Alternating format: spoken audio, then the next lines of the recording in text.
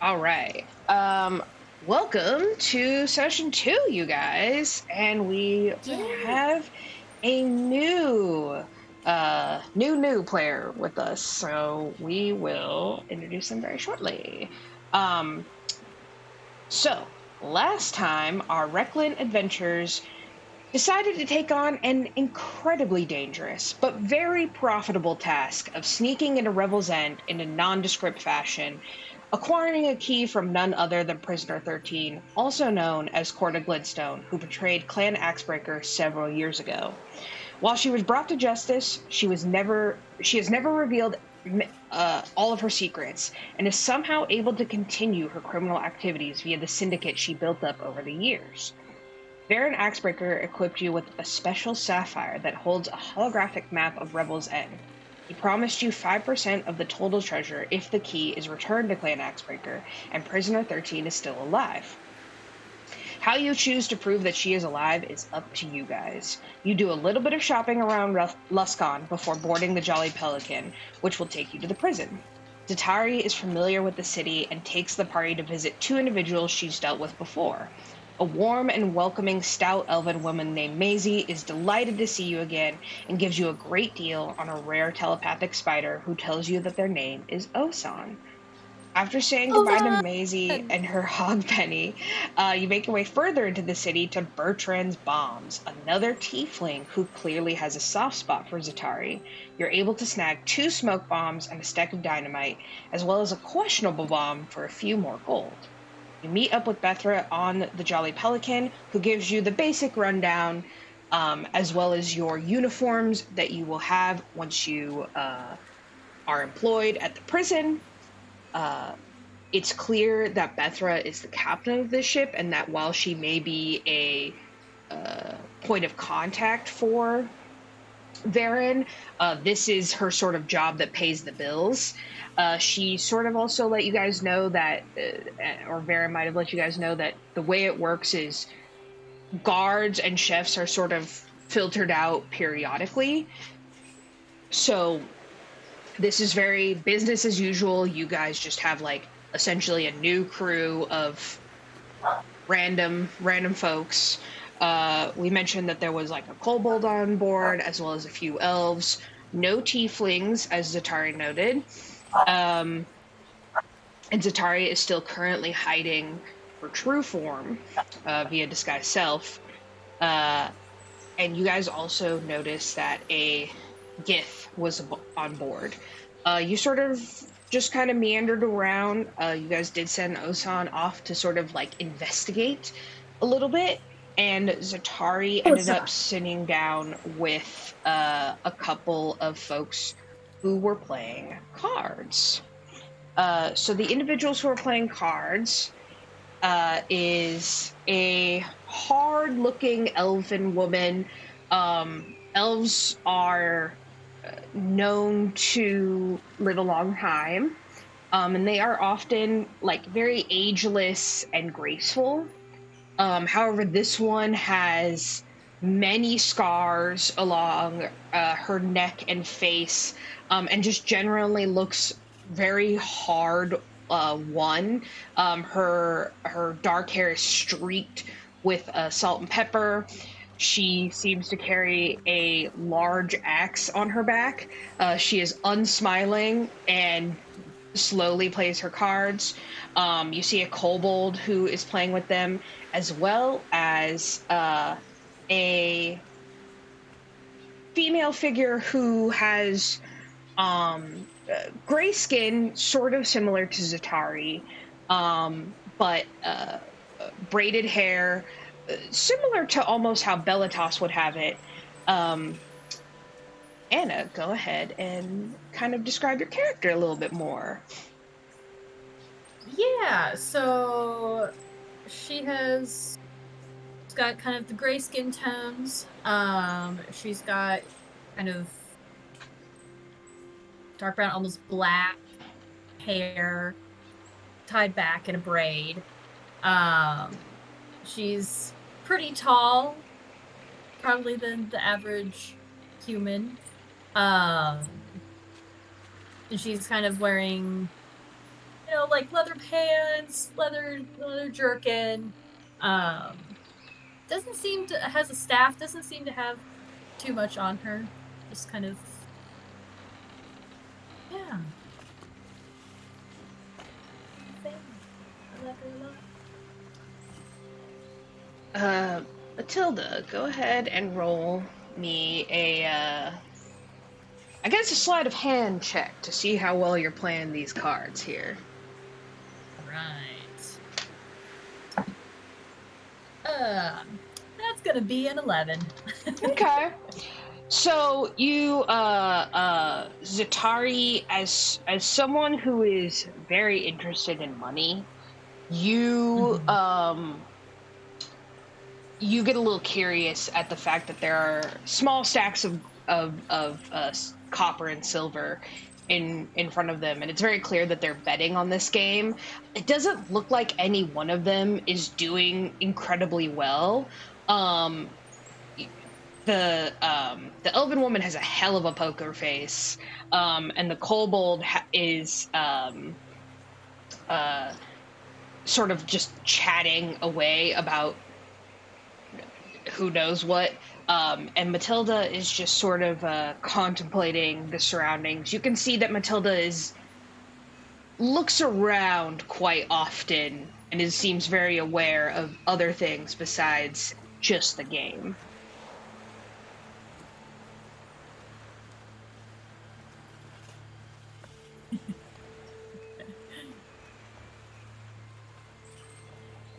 You see the kobold starts like dealing a new hand. He's like, okay, one for you, two for me, one for you, two for me, one for you, two for you, two for you. And he's just innately like shuffling the cards. The elven woman sort of just is looking at her hand like,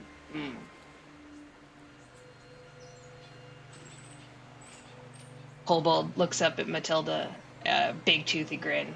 Draw 3 cards. Alright, I draw 3 cards. Zatari, do you make your way in to like kind of look over the shoulders a little bit more, or are you gonna head up to the deck? You gonna get in on this game where some coin is being spilled, maybe? Yeah, I want to get in on this game. Valkas has just given you a What very is going on stern telling here? off about how not to steal from your new friends, by the way. That was the last thing. He's like, anyway, don't steal. Okay. She's going in. I'll be fine, don't worry.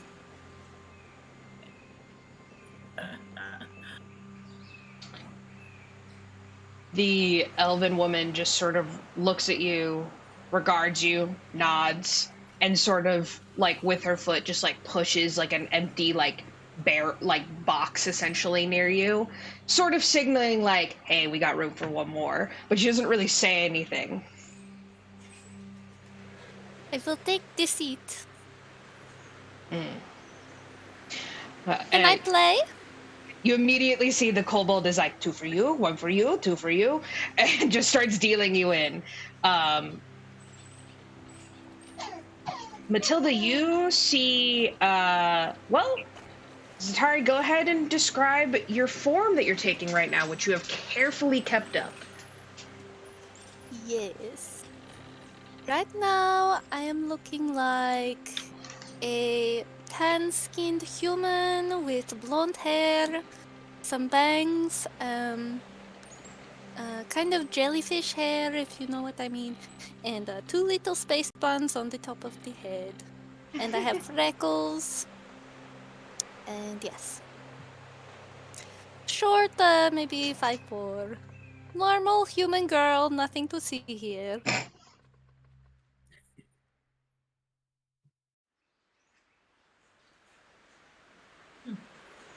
Interesting. Wearing some robes. Nice. What do I make of my new couple?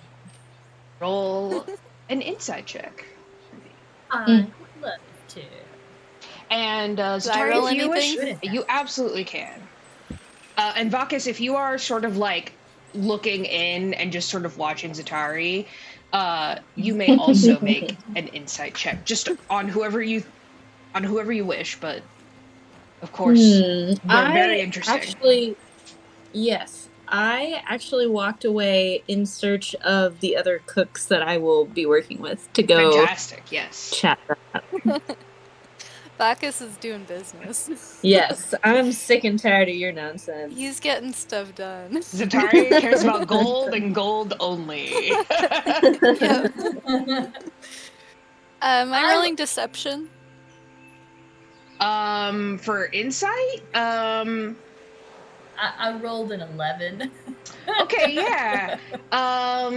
You can definitely roll a deception to basically make it seem that you are less of a threat than what you are. Okay. Rolled a 13. Okay. Matilda, I mean, listen, you're not a stranger to wayward souls coming on to a job such as this. You do not take this job because you are like having a grand old time and you're up on your luck. Like, you take this job because you are doing something with a purpose, or you are very down on your luck. And honestly, this is just like more of the same. Seems like a normal human girl kind of deal. No bells go off in your head. All right. Sounds good. A nod to Zatari. It's a nod back. Hello, I'm Zatari. Nice to be meeting you. Nice to meet you. I'm Matilda. Matilda is good name. Thank you. I like it. Although I like Zatari too. Very pretty name. Thank you.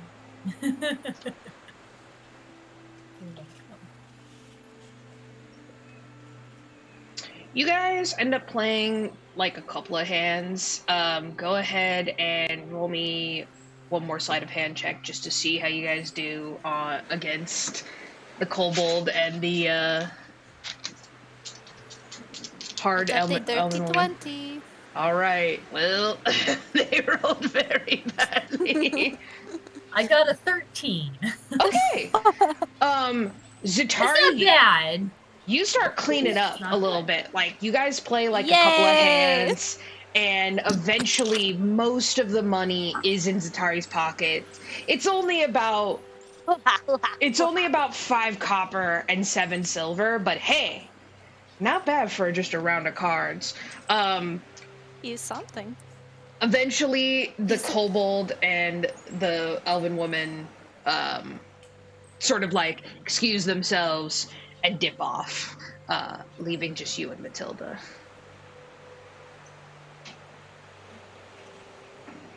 You are wanting to keep playing, or should we do something else?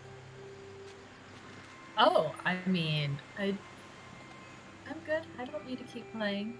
I don't have that much money, so. You are a guard or a cook? Going to the prison? I'm a guard. Oh, Going to the prison. me too. Oh, hey. That's awesome. Why you choose this line of work? You know, seemed like it was something I need to do. What about you? Destiny, I like. I am good at seeing destinies and the future of people. I could do card reading if you would like. Wow. Yeah, sure. Okay. I'm going to get out my tarot cards. You put away the other cards that were readily available, and you start dealing out a more traditional tarot thing. You take your time with it. Matilda, you even though you're maybe unfamiliar with fortune tellers and the like, Mhm. you can tell that this is not Zatari's like first rodeo, and that the way that she deftly handles the cards and seems to have a very practiced way of doing things. She does this like she obviously carries the deck for a reason.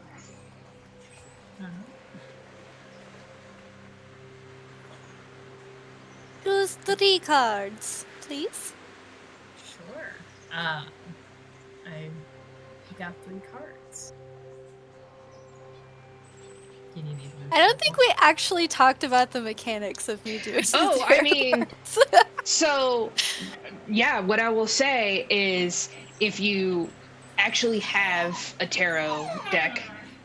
Sorry, Stella's crying. If you actually have a tarot deck, feel free to bust it out. If not, you can. We can always find like a random generator that will allow us to randomly pull 3 cards. I do actually have a tarot deck, but I'm not sure where I put it. I think it might be Fair. under my bed somewhere. But we No could, problem. we could do the generator. That Yeah, would be yeah. easier. Let me just very very quickly pull one up for you. Sorry, we probably should have talked about how I do Oh, you know that. what? You know what? I absolutely have a tarot deck just right here. And I Yeah! already actually parsed it out recently, so that was just luck of the draw. I have the D&D one, actually. Hell yeah! Very fun. Oh, Okay. that's so cool! Yeah. Okay, so woo! Past D coming in clutch. Okay, so I'm just gonna literally shuffle and pick randomly 3 cards, and I'll flip them so that way we can see if they're face up or face down. Wow. Okay. They are all face up for you. So the star, the world, and strength. I'm actually not sure if Emma, if you're familiar with the ones. They I do am tell me what it not. is. Okay, no problem. Well, I have guess a tarot deck, but I haven't really used it at all, which is sad. I should really like do it just for fun. it is very fun. Okay, I did a past, present, future. So let's see what we got here. All right, so the strength card, ability to move through fear to find the unshakable power within yourself. And then the star, find something to focus on that can guide us through life, like an internal guidance system or a North Star. And then the world, endings, coming to a place of completion and power internally or externally. And I'll very quickly send that to the chat, Zatari, if you wish to sort of embellish on that a little bit. Yeah.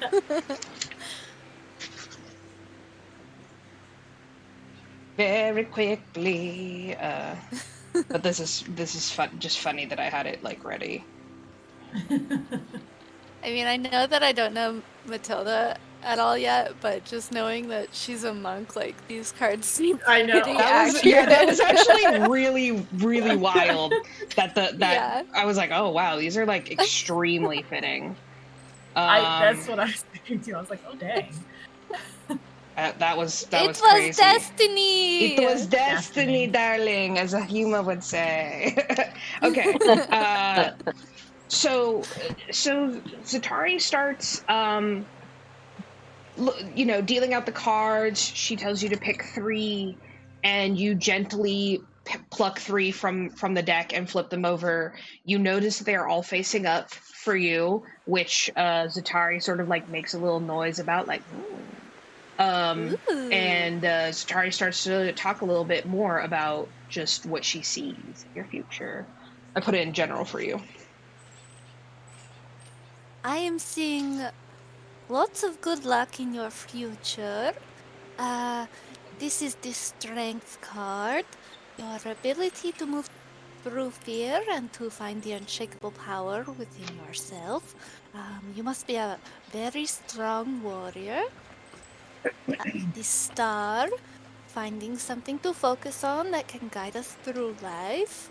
So you must have a good goal in mind for what you are searching for, and then the world is endings, coming to a place of completion and power internally and externally. So I believe you will find what you are looking for very soon, I think. This is very good Dream. reading. Wow, I mean, I've never You pull had. some very good cards. Wow, I've never had a tarot reading before, so this is. Do all tarot readings go like this, or? Could be good, could be bad, depending on Oh. your future. But this looks like very good future from what I am reading. Huh. So what you're saying is I got really lucky. No, it is No. destiny. Oh. Do you also read your future too, or I can, do you just yes. like reading others? Well, usually I do for money, but because you are a new friend, I will not charge you. I should have asked that question first. I already take your money from playing cards with you. It's okay. Okay. Yeah. I'm not very good at cards. That's fine. Just seemed like something to pass the time. I am very good at cards and dice and other games. Do you always play for money, or is it? Why not? Why play if not for money? Well, what if it was like a favor or something? Favor? Yeah. Like Playing someone would owe cards. you. I don't know. It's just an idea. If Someone I like wanted cards. Like if you won, someone would owe you a favor, or. Oh, Some idea. that would work too. Yes, I would like Uh-huh. that. Yeah. Depends on what they could offer. That's fair. Probably most people wouldn't be able to offer that much, I guess. But like if you were playing against like someone with a lot of power, that could be Yes. pretty convenient, I would think. Is it Yes, just yes. you, or do you have other friends that have joined Oh, you as guards? with two companions. Oh. There is Bellatos, which is I don't know Bellatos too well. I just met them, but Okay. they are. Yes, they seem like a good person. And then Vakas is my good friend. He's very stern, but I think you would like him. He is a cook. And I can't remember. I think Bellatos may be a guard as well. Okay. Cool. That's awesome. And where do you come? Oh, sorry. Oh, go ahead. Sorry, Matilda. No. As you guys are sort of like getting to know each other, and Zatara, you are like, you know, a lot of your life is about deception and hiding yourself and tricking people, and it's oddly freeing being in this environment because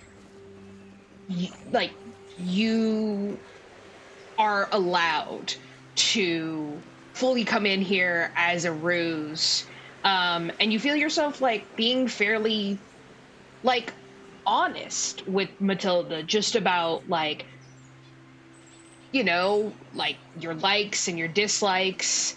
And while you don't get into too much of everything, you know, you freely give your companions names. You mentioned that you came in from, you know, Luskan.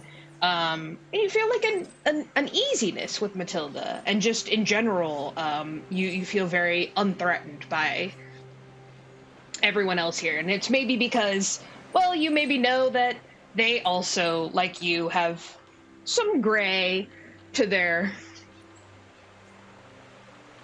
proclivities, we'll say. Meanwhile, Vakas, you have sent Osan to sort of poke around the ship on her own accord, and you decide to go check in with some of the cooks, of which you know that there are a little less than the guards. You pass by a room like that's next to the one where Zatari and Matilda are playing cards, and you see that Bellatos has immediately claimed a bottom bunk and is snoring very loudly and seems to be taking a very fat cat nap. So you clock that, you're like, that tracks. You're like, that food that we ate at the tavern was fairly heavy. So you decide to kind of like go exploring by yourself. Again, this is a whole new world for you. Sure, Ravnica had high seas and whatnot, but it's not like you spent a ton of time like on ships. Most of the world in Ravnica is covered by a giant city. So this is like, it's like an adventure that you read about in a book. You see, different people of all kinds. Varen was not joking. You see elves, and you see a furball, and you see a gnome, and you see that Gith that Bethra was describing. It's very rare to see them outside of their realm, almost similar to your own background. Go ahead and make a history check for me. Ooh. History check. History check. Ooh, a 6. You just haven't spent enough time in Toril to get every single race that's out here and cross-reference it with what's in Ravnica. You just notice how different like this individual looks, and as you're sort of maybe looking at them a little closely, you see that he catches your eyes, and he gives you like a extremely intimidating glare back. You can see that he's sort of like making knots on some sails and hoisting some things up to the crow's nest. He looks, like he's making himself busy or whatever, but he eyes you with a curious unease. And you break away from his view. So you're on the front of the deck. The sea breeze is hitting your hair and stinging your eyes a little bit, but it's kind of wonderful out here. What would you like to do? / is there anyone who you would like to go to? I would like to get a ping from Osan because she has found, she's overheard something. She has something that she would like to tell me. Perfect. So you sort of kind of you personally do not have telepathy. However, you know that essentially broadcasting your thoughts can if Osan is within range, she can basically pick up on it.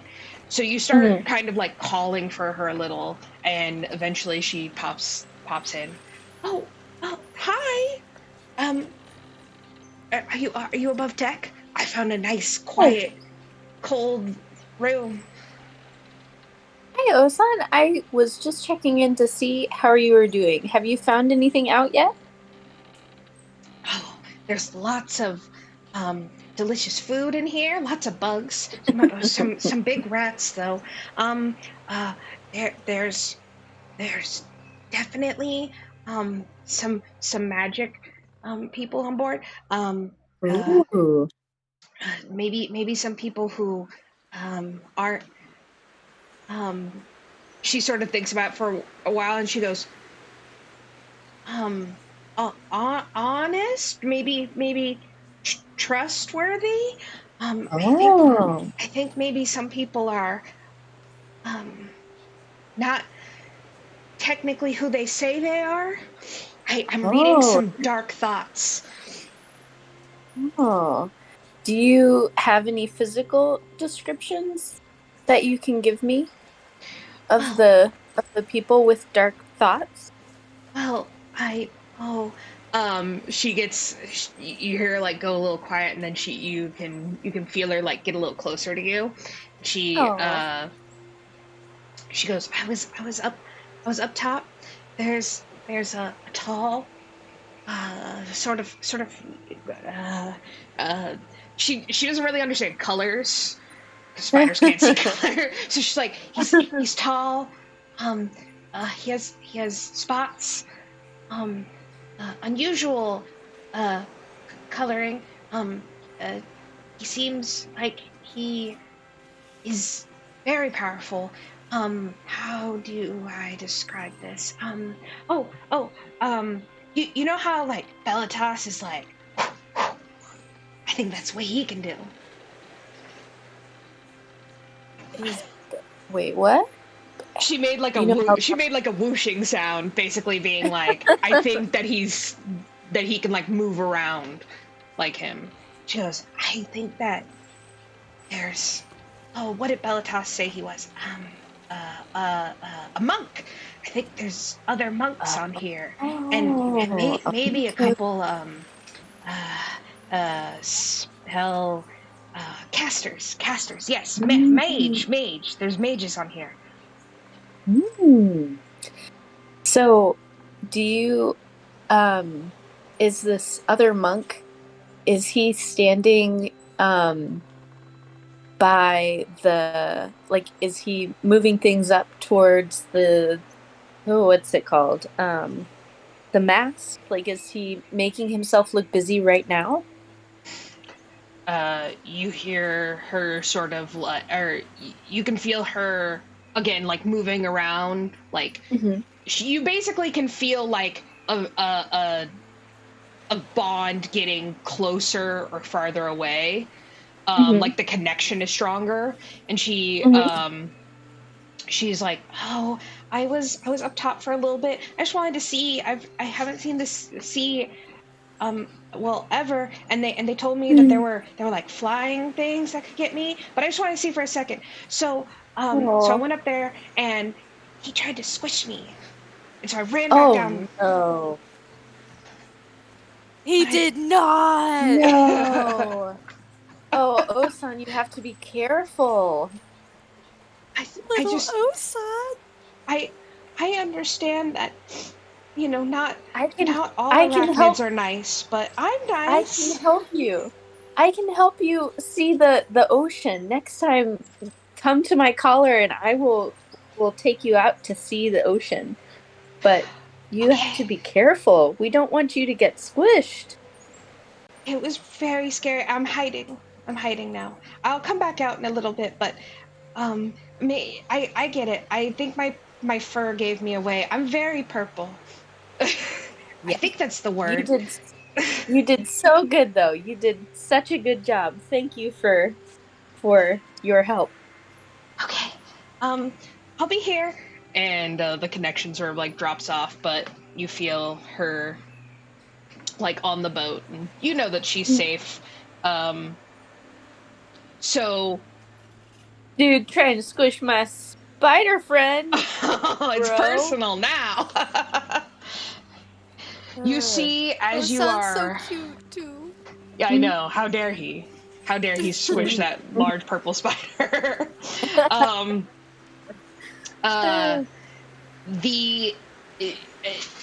It doesn't really look like anything when you're having a telepathic conversation. It would be way more obvious if you were already having a conversation with someone, because you would basically go completely quiet and just be like listening to whatever's in your head.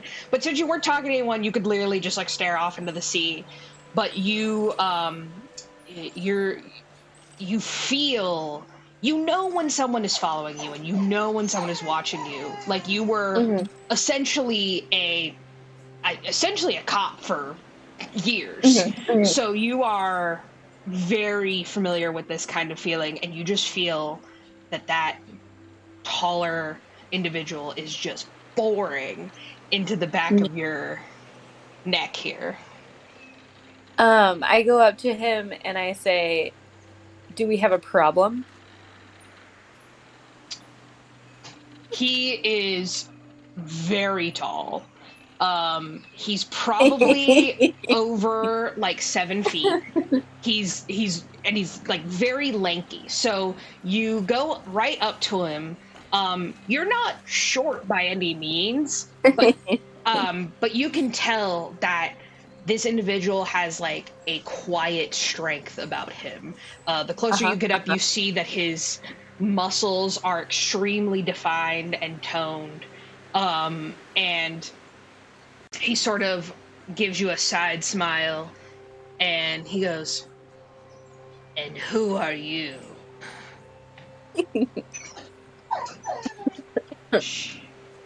It's none of your business who I am. I see you looking at me and I wanted to see if you had a problem with me. He like sneers at you a little bit and he goes, "I do not concern myself with you and your kind." If that's the case, then why are you Googling over here? I was in my merely direction. looking. Take it up Looking. with Bethra. Looking, he says. Well, next time you decide to look somewhere, make sure it's something worth looking at. You've wasted my time. You storm off. You can hear him almost like snarl after you. You know that just from your time of, again, being in Ravnica, that this is kind of the type of individual who will pick a fight with just about whoever to just show their dominance. And you hear Osan like pop back in and she goes, "That was him. He tried to squish me. He's mean." Don't worry. You have nothing to fear from him. He's just a big baby. Okay. Who likes to throw his weight around. Oh. Well, don't get into too much trouble on my part. It was just natural, I guess. No one is squishing you on this boat if I have anything to say about it. Oh, thank you, Valkus. Well, I'm hiding in the storeroom. No one can find me here. I'll join you in the dorms later. Good. Snack on as many bugs as you can in the meantime and take a rest. You've done a good job. Okay. And you hear her just like, she's gonna go on the hunt. Tarantulas don't make webs, so I think she literally is going to hunt. So, she's the best. So you make your way down to essentially the like very small kitchen that the boat has. It's like essentially the captain's quarters, which is Bethra's quarters, a small kitchen, and then like a couple of rooms where you can like dock. And you see a couple of folks who are just like in the kitchen. They wear stained aprons. You don't see a ton of them right now. You see an Aarakocra, very, very big. He's taking up most of the kitchen, but his wings are pinned back in a very like respectful way, and he has all white feathering, golden hook beak, and he's currently like chopping up some what you think is some kind of mystery meat, and then a medium-sized woman with red hair and freckles who is happily yapping away at the Aarakocra, who seems to just be answering with random grunts once in a while. But he you can see him. They're a little hard to read because they don't have like the same kind of mouth structure as most people. But you swear he's smiling. And as you sort of like pop your head in, you immediately catch the redheaded woman's attention. And she sort of like wipes her hands off, and she goes, "Oh, darling, hi, how are you? Are you one of the new cooks? My name's Samara. Nice to meet you." She just immediately starts shaking her hand. Hi, Samara. Yes, I am a new cook here. Is this where I should report? Oh, you're just an absolute doll. Well, we kind of take shifts, and if you're new, you wouldn't know this. But yeah, the older cooks, we do it in shifts. Craig here, old professional. I this is maybe my 7th time doing the rounds. It's great on the resume. When we report, you just follow me, love. Okay, thank you. Tell the others that it's going to be beef stew for 3 days. That's what they get. Beef stew. Beef stew. Okay, are there any sides or just beef stew? Should I make any bread for the stew?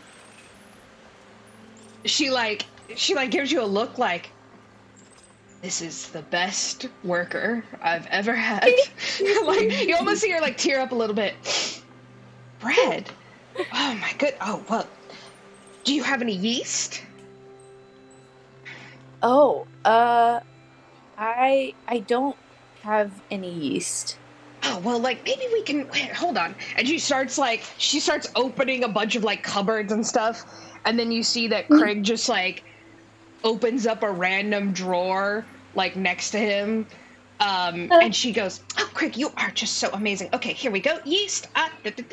And she starts pulling out like flour and stuff like that. She goes, "You know what? I do think we can actually make bread. Oh, this is going to be so lovely. Oh, what was your name?" Oh, my name is Vacas. Vacas. Oh, well, you're going to do just fine here. Don't worry about it being like a prison and stuff. Like, people get the wrong idea about it, but it's just a job like any job. She like shoves a bunch of stuff in your hands in like a mixing bowl, and she like dusts off a counter, with like kind of like a dirty looking rag, and she goes, "Well, you let me know if you need any help with the bread. I'm just gonna be over here with Craig." And she's just like minding the soup and just continues to ramble on about literally everything under the sun. And cool. Well, you make your bread. I start to make some bread, and as I'm like doing the whole process, I ask both of them. So,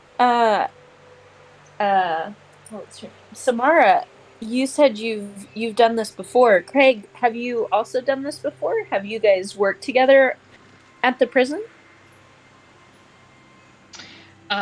You just see Craig like look at you, nod, and he goes, "Yeah."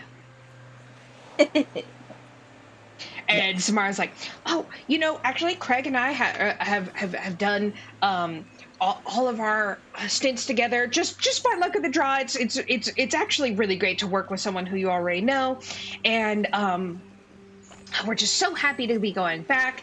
The pay is pretty okay.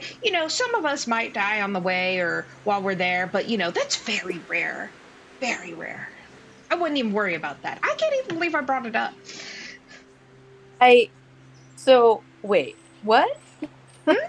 People have died in the prison? How have they died?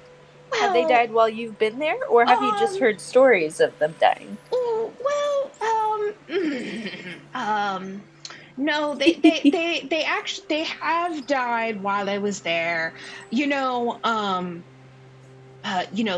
anti-magic field or whatever they have, that's actually like a newer thing that they installed. let's just say that there was a few instances of magic being used when they weren't supposed to be being used in the areas that were maybe allowed that are not allowed now. Interesting. So who was killed? Was it a guard or was it a prisoner? She gets like, she like kind of like starts doing something like unnecessary with whatever she's making. And she's like, it seemed like a guard and a prisoner maybe had, what did they say it was, Craig? And you just see Craig go, a lover's tryst. Oh, yes, a lover's tryst. Anyway. Oh, my. She snuck into the kitchen, stabbed him. I think they both died in the scuffle, if I'm not mistaken. Anyway, that happened like 5 stints ago. Nothing crazy's happened since. Wow. Okay. So it was a cook and a prisoner that fell in love and got into a quarrel. Interesting. Jury's So still out to see if they were lovers beforehand, if I'm going to be real honest. Okay, I was gonna say, how did they get to spend any time to become lovers? I'm guessing usually the cooks and the prisoners are kept separate, right? Oh yes. Well, we're we deliver the food to their rooms. But it's sort of like a, what do they call it? A panopticon sort of deal. Yes, I think that's the word, right, Craig? You just see Craig nod. And she goes, right. So they can kind of see just whatever they're doing all the time, and it's discouraged that we just chitty chat with the prisoners all the time. But it does happen. It gets boring. Interesting.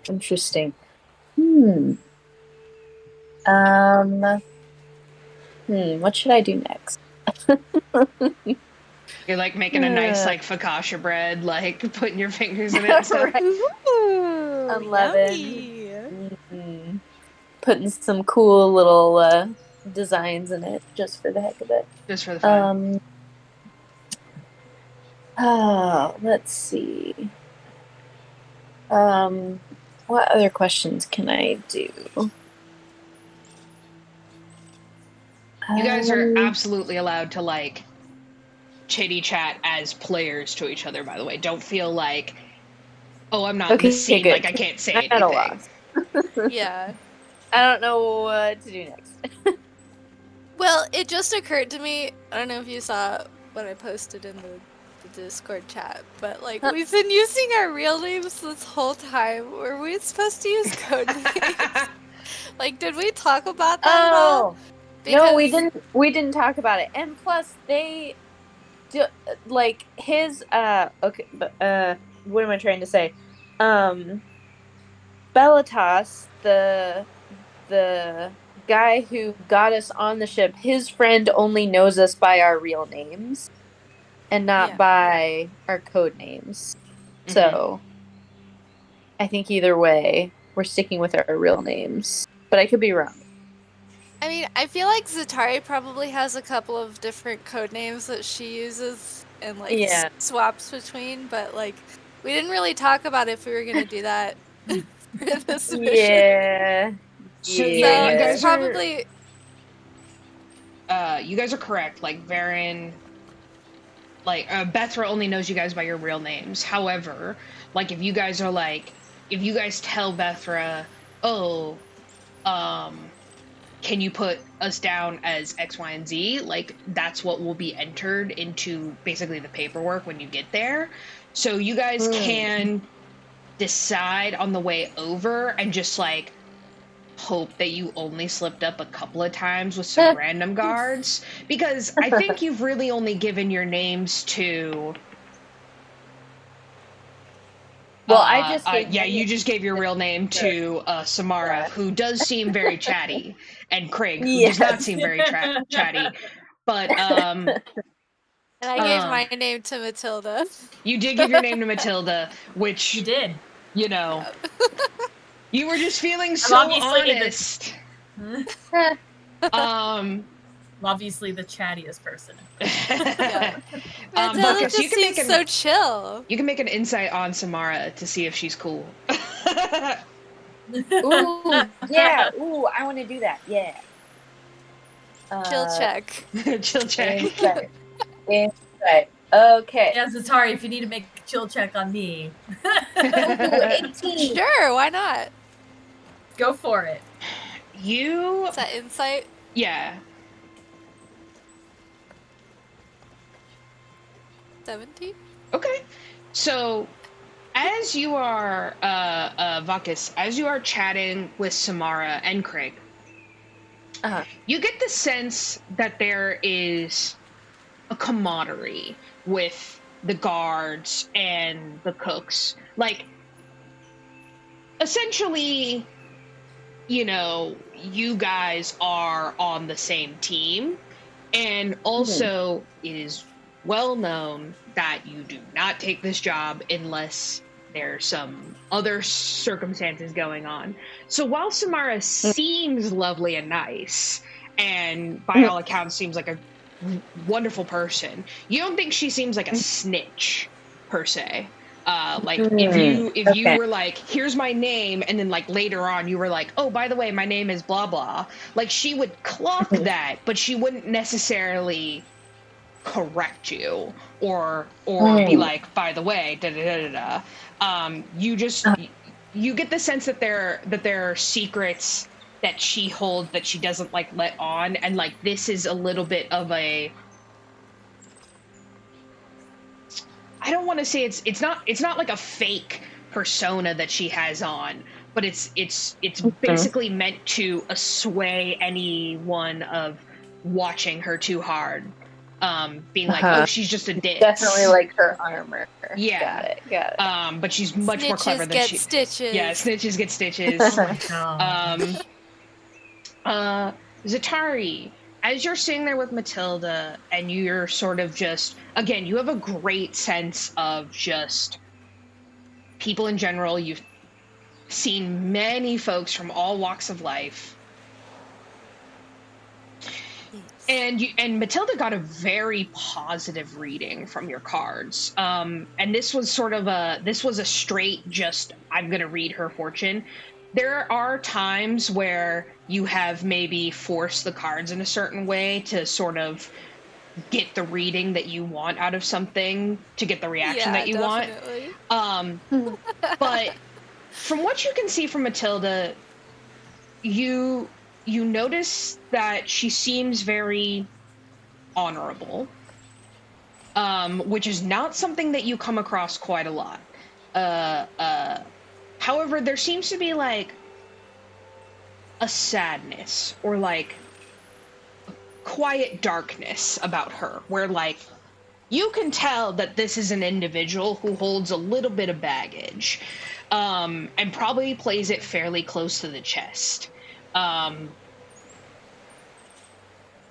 little alike and unlike Bellatos in certain ways. Bellatos also carries himself with a lot of like strength and honor in his step, but is maybe a little bit more insecure of his place in the world, while Matilda seems like she knows what she's going for, she knows what she's about, but that something maybe not so great has happened to her.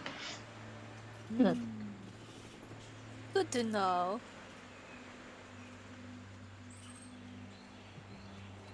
So, Vakis, you finish making up your focaccia bread.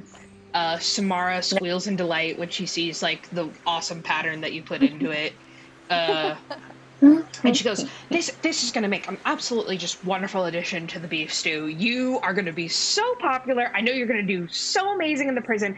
Listen, love, if you need anything, and I mean anything, you just come to me and I will help you out. And she gives you a little wink and sort of like shoos you out of the kitchen a little bit. And she goes, it just gets really hot and crowded in here, you know, with old Craigie. And Craig makes like a face where it's very clear he hates that name.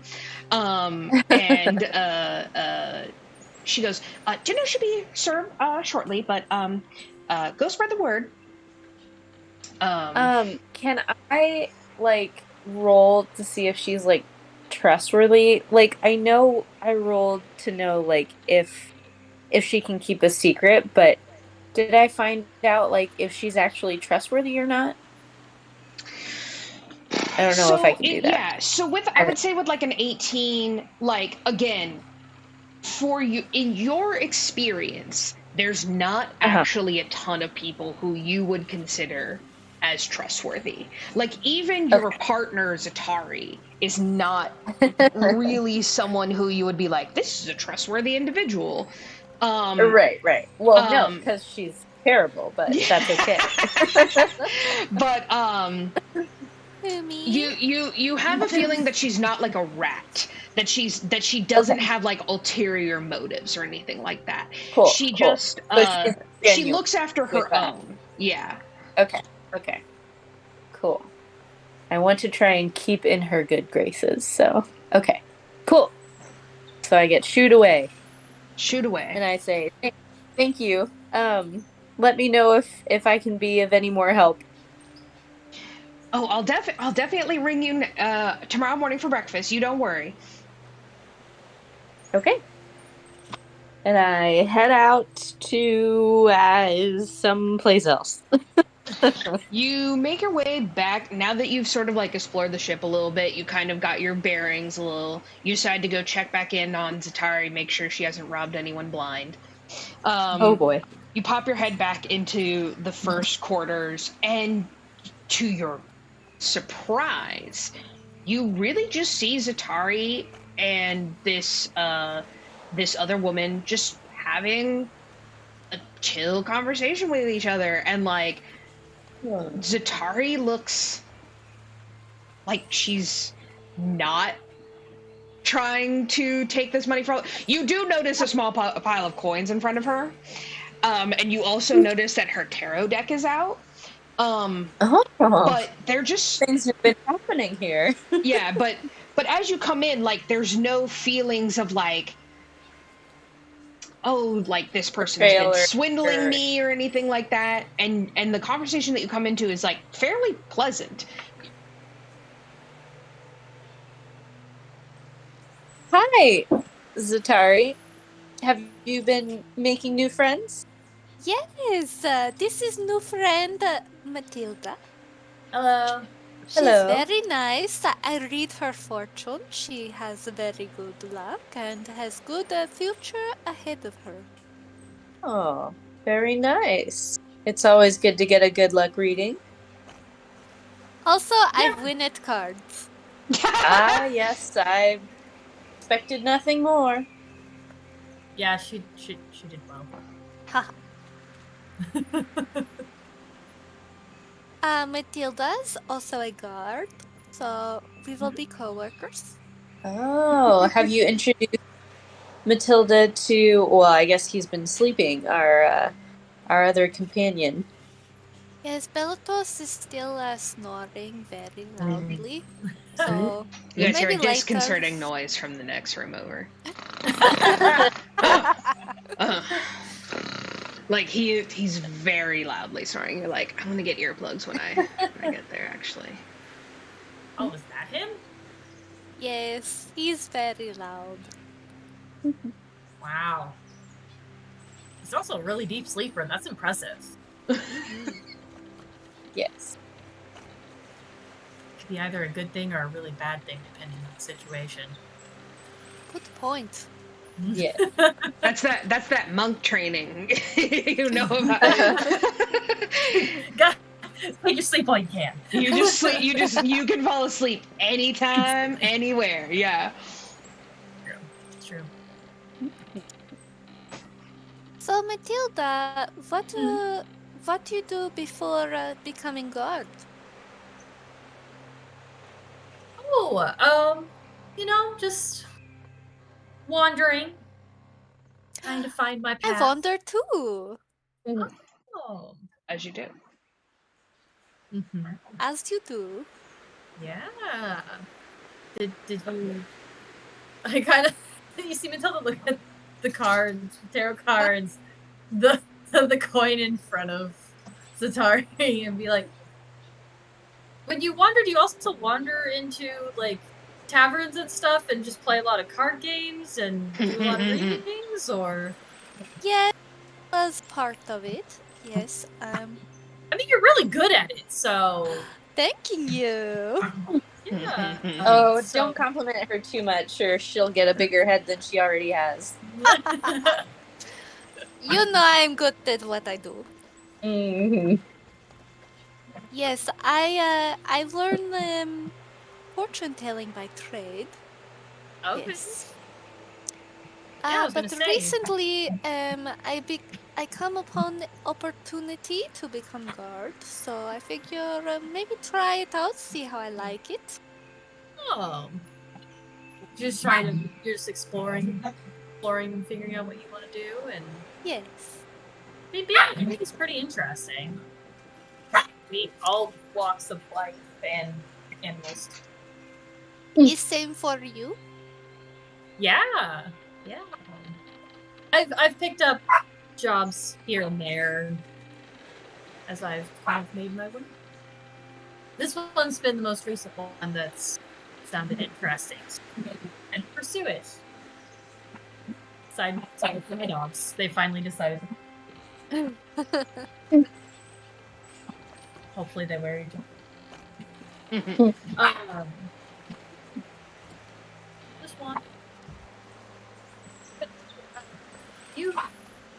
Is it Vacas or Vacas. yes? I What say about vacas. You and your accent. you? Yes. Is how I say things. Mm-hmm. What brings you to be a cook on this vessel? Say that again? What brings you to be a cook on this vessel? I have known Zatari for a little while, and we both were due for a different type of side adventure to line our pockets. We were running low on provisions, so we've taken this side job for now. Even with all the money you've made from cards and tarot readings? It's only a few copper and silver. Oh, I gotcha. One of us has to make an honest living, so I we make have. honest living. Sure you do. It takes talent to win at cards. Oh, I didn't say you weren't talented. Huh. So Do you you guys enjoy being a cook? Oh, Yeah, no, you can go ahead. my bad. Sorry to keep cutting you guys off. No, that's okay. You guys chat like a little bit, just swap some just very basic information about yourselves. Again, you feel it's somewhat freeing in a weird way to just know that pretty much everyone else here is probably also keeping things from the general populace, and so you don't feel like whatever you're saying is too much or too little. Like, it just kind of is the standard where, like, no one's going to question or pry too hard. Everyone here has a past. You guys eventually hear the dinner bell, and you guys Good. go back up top, which is where you guys are seeing that dinner is kind of being served in an interesting style. You guys see Bethra up at the top. She is sort of piloting the ship. You see Samara and Krieg are sort of like have like a giant like soup pot, and they're sort of like ladling out bowls, and everyone is taking like seats on just like steps or random barrels and chests and whatnot. And what's interesting about it is everyone's kind of like leaving like the middle open, and you guys see a a gnome pop out. A younger looking gnomish gentleman, even quite short for a gnome, sort of claps his hands together, and everyone starts like curiously kind of trying to get like a better look at him, and with a bizarrely booming voice, he starts shouting out, and he goes, "Welcome, everybody! Jolly Pelican!" And like everyone's like, "Woo!" He goes, "See some new faces. Hello." Points to like a human female in the crowd, like winks at her. Looks at you guys, gives you like a little salute, and he goes, "Well, for those of you who are new here, we do a little dinner time entertainment. Keep the Krakens at bay, and as well as the boredom. We like to do a little." He does like a little fake spar. He's like, little battle here. Winner gets gold. And you hear everyone just like murmuring. He goes, "Now I know you guys like gold. Who likes gold?" Everyone, you hear like a couple whooping and hollering. And he goes, "All right, you guys know the rules. Fair play, no killing. You lose money, it's not a personal thing." And he sort of like is like, "Now, if you wish to join the spar, come see me." And he just like pops up onto a crate, and you guys see different people making their way. You guys see Craig join the list, the Aarakocra, who Yeah. Vaka's had met earlier. You see like a dwarf and human male. You see the hardened elven woman join, and lastly, you see the very tall Gith. What's his face? Join, and Hate that guy. The gnome is sort of like writing down in like a ledger with a big floofy quill, to kind of like get everyone who is joining. Any other takers? Any newbies? Newbies? I have a question. Yes. Out of character. Yes. So have we had a long rest since last time we played? You've had a short rest. A short rest. Yeah. Okay. Long rest would be 8 hours like you slept. Okay. So you should basically be out of first level spells, right? Because you've cast Disguise Self. Yeah. Yes. So would I be running out of that right about now, or would I still Yes, have... you would be running out, and so if you wish to like continue to hide your form, it's gonna have to just be like your cloak in it, which is, okay. I mean, it doesn't hide the tail quite as well, definitely doesn't hide the horns quite as well. But that's a personal choice of, do you wish to reveal your true form?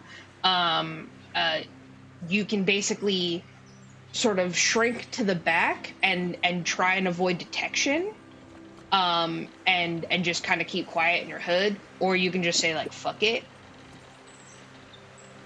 Okay. What she gonna do?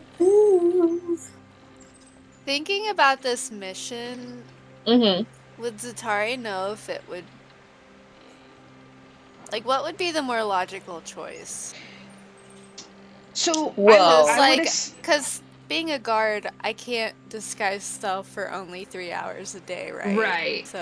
So the reason that you even do this is because when you go to different towns and stuff, like, you don't want to keep showing like your real face or your real name, etc., etc. You're going to start getting a reputation for yourself.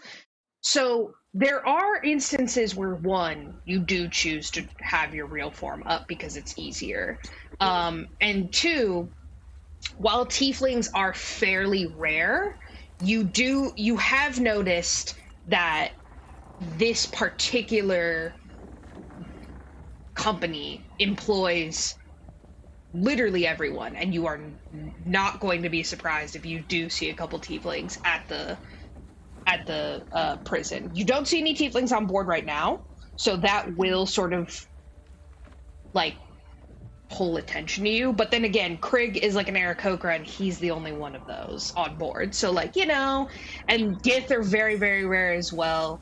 And if we're gonna get real serious about, I mean, Vakas is technically from a different plane, so like he's real weird as well. I would say you feel like in Luscon it made sense for you to shadow your real form, because one, you didn't know who you were meeting at the tavern, and two, you were like in a big city where you didn't want to get spotted. This is basically like, I am going to go work at a job and I probably won't see any of these people again, because it's kind of in the middle of buttfuck. It's kind of on the north end of buttfuck over here. Yeah. It's not Okay. it's not a popular place to go. Okay. I would say you're safe. You're safe to drop Cool. it. So in that case, I'll probably just let it fade, and I'll still keep my hood up, but like, I won't like make an effort to hide, I guess. Yeah. Aside from just having my hood up. You have your hood up. You now have a tail that you instinctually try and keep covered by the cloak. Vakas, you clock that Zatari has taken her true form now, which, go ahead and describe for us, Emma. So, Zatari is a gray-skinned tiefling. Her skin is, almost looks like stone, like a gargoyle, and she's got 2 black horns that pop out of her head, and she's got long pointy ears, and her eyes look like black scleras with white pupils, and she doesn't have hoof legs. She's got normal human legs, but she does have claws on the ends of her fingers and toes, and she has a long pointy tail and white hair, also in the jellyfish shape, but white instead of blonde. And pointy teeth. And pointy teeth.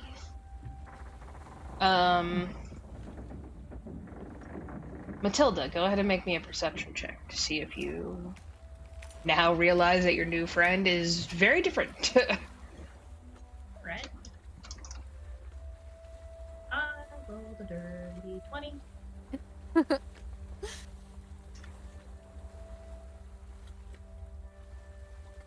Dirty 20.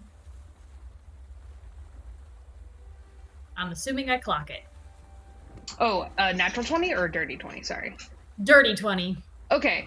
Yeah, you, like, at some point you, like, look, and then you're like, wait a second.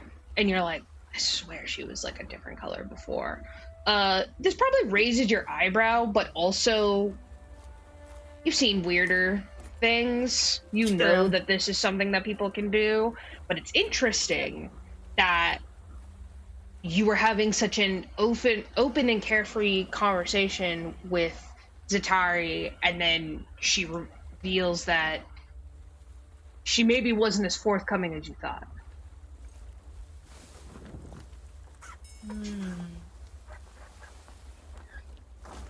So I think Matilda clocks that, and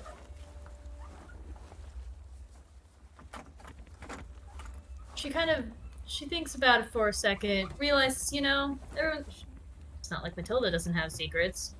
So it's kind of like, maybe I'll address that at a different time. She's gonna actually stand up and she's gonna walk over to the gnome. Mm-hmm. She's gonna put her name on the list for sparring. Mm-hmm. Gotta stay Very, active. very, very good. I love seeing the newcomers. Name? Matilda. Fantastic. Race?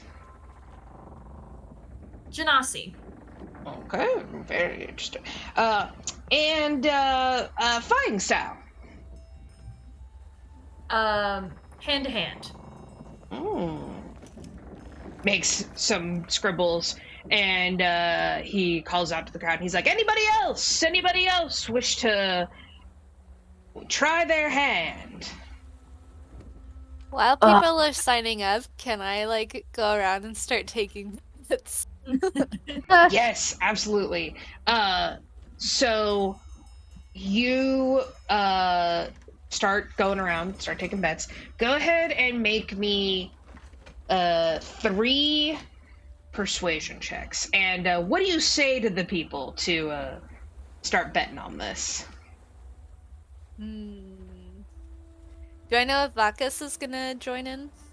Is Vakas gonna join in? I'm debating because that dude is the worst. Join me! But I also Do want to keep it! like a low profile. Kick their butts! Fine, I'll do it.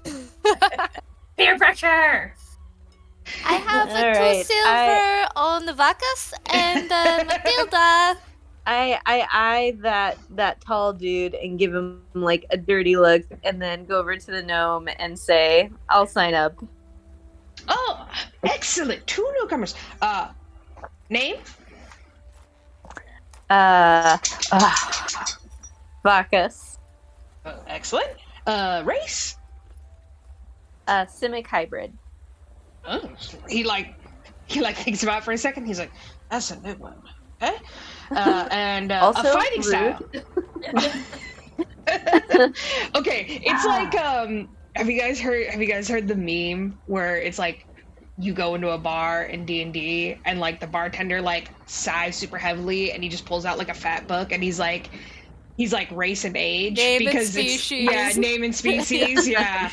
It's Age. essentially what that is. Yeah. All of the different drinking ages. All the for different species. Yes. What is my fighting style as a druid? Do I have one? Technically you would be like a caster or like a mage, or you can decide like on a specific weapon. This is basically like how you will be sectioned out. Yeah. I guess, I mean, I do have a quarterstaff. I'll just use that so as not to maim anyone. Yes. So just melee. Yeah, he's like, now don't worry, we got a fabulous cleric on board. No harm will come to you. I don't let anyone die before we get there. And he's like, melee? Well, in that case, I want to use my scimitars. Oh, wonderful. Okay, melee combat. You got it. He sort of like starts writing you down. Okay, so Zatari, you're gonna take 2 silvers. Am I doing 3 persuasion checks? Yes. Okay. And this will be 2 silvers each, essentially. Okay. So first one is 17. Okay. Nice. Oh no! Ooh, Nat not one. an 8. Not No. the nat 1. Not the nat 1! Oh, and a natural 20! Woo! Okay, here's what What happens. is happening? You What are the start odds? you start making your rounds and start like betting with people. So the first person who you talk to, just like a human male, matches your 2 silvers. He's like, great, 2 silvers on Bacchus. I got 2 silvers on his opponent. Fantastic. Ooh. Um, Okay.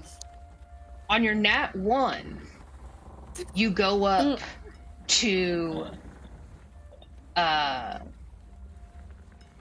Samara, who you haven't technically met yet. And That's and the you captain, right? That's No, that's Craig's that's the cook. bestie, essentially. Yeah. And Oh. she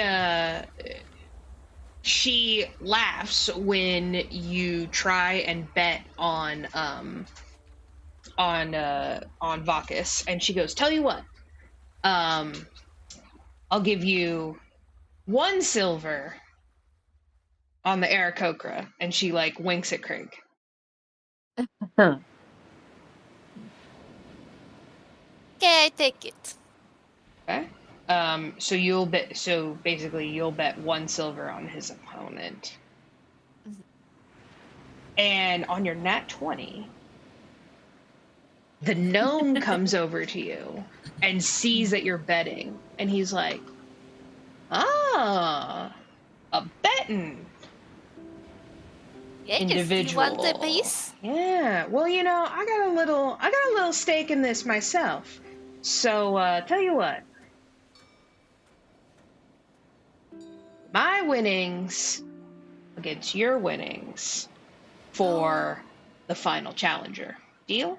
Ooh.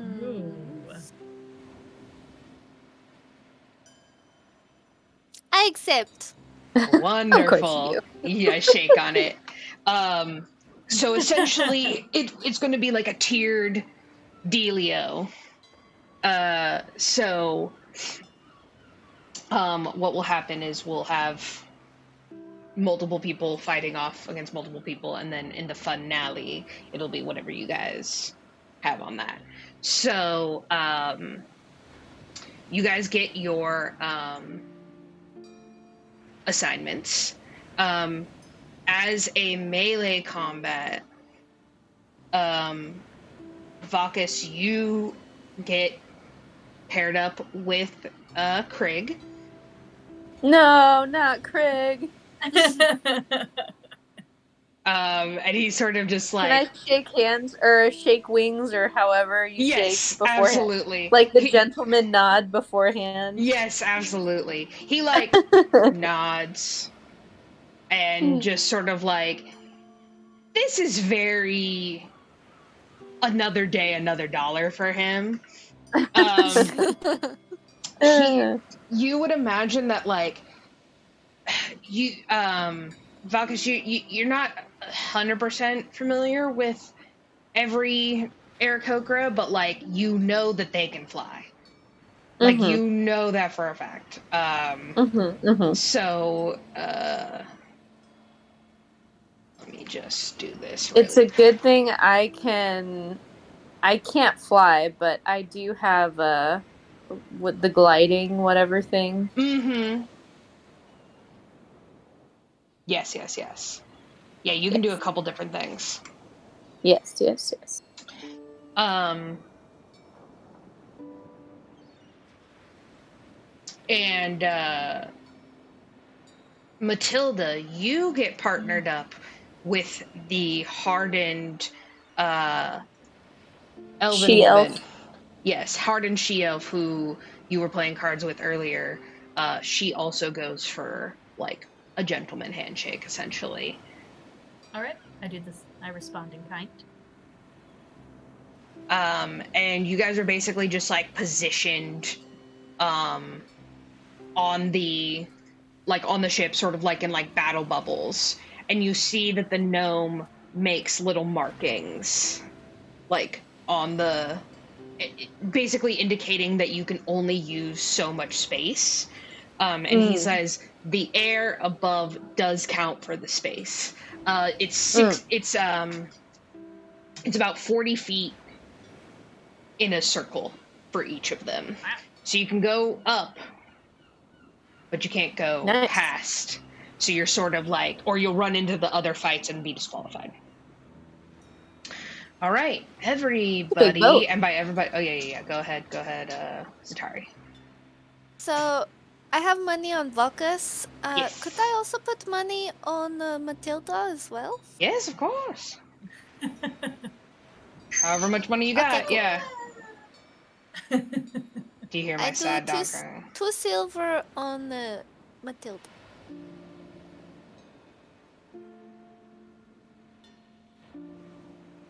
Okay, so your bet is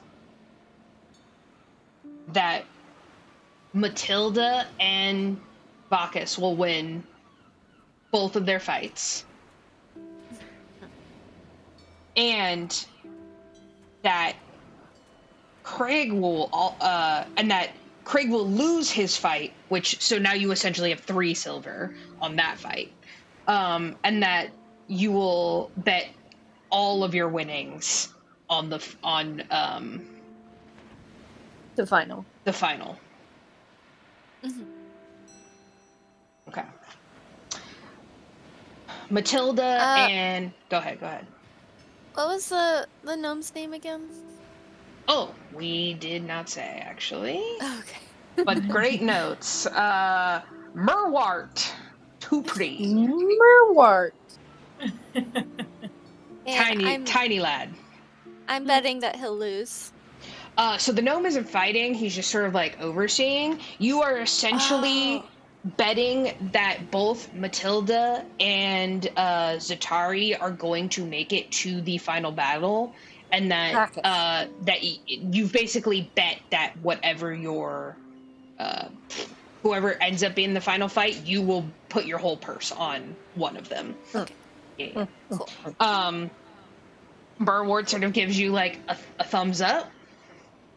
And Matilda and Bacchus, please roll initiative for me. I have another question. Yes. So, with bardic inspiration, can I do sneakily? That's a great question. Let us see. Can I do with cheering for my friends? Bardic inspiration, bonus action. This is a dumb question. Yeah. Sorry, real quick. Initiative is INT, right? Yes, it is. Sorry. Okay, cool. No, this is not dumb. Oh, sorry. No, that's intelligence. Initiative is going to be, do you see to the right of that, it'll say like int, plus whatever, and then there's like the big long list, and then it'll say initiative right next to your armor class. It's like kind of in the right center of the page. Oh, okay. That's why I couldn't find it. You're like, where the hell is this shit? What? Oh my god, that was a terrible roll. That was bad. That was bad for you. Yikes. So, for Bardic Inspiration, what I will say is you basically go over to Matilda and Bacchus and you like put your hands on their shoulders and you give them an inspiring message, which is whatever you wish it to be. Could I also do it from cheering them on the sidelines, though? Yeah, I'll totally say that. Okay. Yeah. Cool. So I'll go up to Bacchus and say, Bacchus, my good friend, I believe you are strong. I can see you winning this fight. You will have good luck. I believe in you. Aww. And I will kiss him on like both cheeks, like mwah mwah. And then I'll go up to Matilda and say, Matilda, you are strong. You pulled strong cards. You can do this. I believe in you. You will do very good. You will win for me, okay? I'm like looking down. You're like, what? Thanks. And I'll just take your hand and like pat your hand, like, yes, you will do very good, okay? You do good. Okay. You win me lots of money. I'm gonna wink. You win me lots of money. You do good, okay? I just kind of sigh to myself. And you both get bardic inspiration. Woo! Hey. I rolled an 18 for initiative, by the way. 18 for initiative. And Bacchus, what'd you roll? A 2. Oh yeah, that was so great for you. My bardic, by the way, is a d6. So fantastic. You each get a d6. D6 to add to like basically whatever. Right. Oh, cool. Only once though. Only once, yeah. Okay. Unless I give you more. Should I use it right now? No, you use it on like an attack or something. So like if you miss an attack, you can. Something very dire is for the emergencies only. So what is this initiative roll? Basically seeing where you fall in the fight. Basically how fast you start. So who gets to go first? So you're gonna Oh. probably go last. You're for Oh, sure that's gonna good. go Okay. last. Cool, Yeah. cool. Yeah. Which isn't Sweet. technically bad, or like it's just for depending on your fighting style and stuff, like it can be really good or it can be really bad. Like for instance, like I Gotcha. play a cleric and like it's not terrible to have the cleric go last because then they can like heal. Uh-huh. But just in general, you do want to hire one, especially like when it gets crazy, because Right. yeah, you want Cool. It's not as terrible as I thought it was. no Yeah, no. you fall into the water and die like No. immediately. First try. Before we First- get into the fight, could we take a super quick bathroom break? Yes, let's go ahead and take a 3-minute break. Please do Okay, so. thank you. Cool. All right, awesome. I'm gonna Right. get this.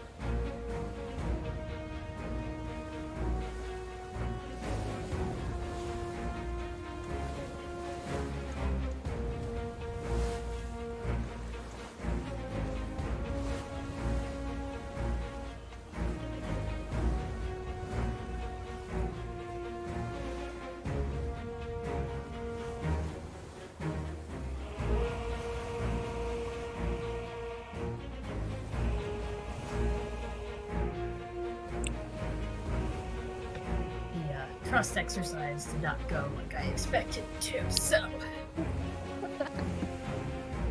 What does that mean? All of the toys were out everywhere. Oh no. Aw.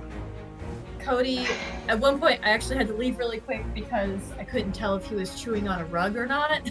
Oh, jeez. So puppies are he's now in his wildin'. kennel. Yeah, he's now in his kennel. Oh, Which is probably better for my mental sanity anyways. I mean, he is only 9 months old, so. he's just a baby. Yeah. He's just a baby. He'll get there. Good thing, no accidents, though. There you go.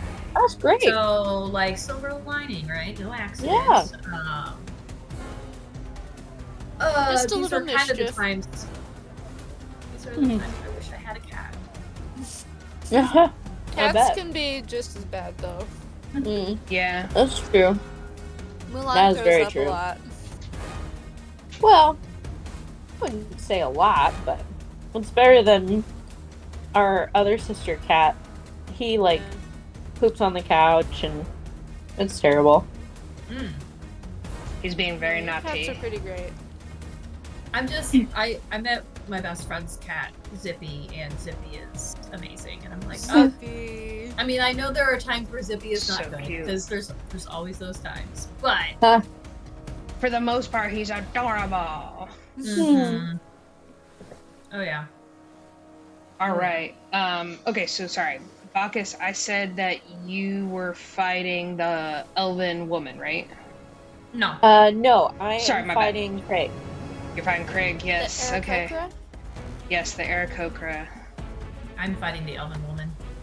Yes. Perfect. Okay. All right. So you guys kind of like the gnome sort of gestures to you guys where to stand. Bacchus, with great dismay, you see that you've been paired up with Craig, but you sort of are like, okay. I mean, we do have a distinct area where we're meant to be fighting in, so that will limit his movement a little bit, but he can fly straight up. But you got tricks up your sleeve that you haven't been able to stretch in a while. So, first to go is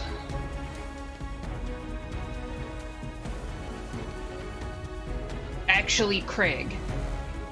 He beat you by one, Matilda. So the way we're gonna do this is we're gonna be flashing between two fights that are happening simultaneously. So you hear the bell ring, and Craig sort of like squares up. You see that Craig doesn't really have any like. He only has like a javelin. That's like his weapon of choice. And he flies 30 feet just straight up. Nice. And Can I turn into one of the flying things that I saw in the shop?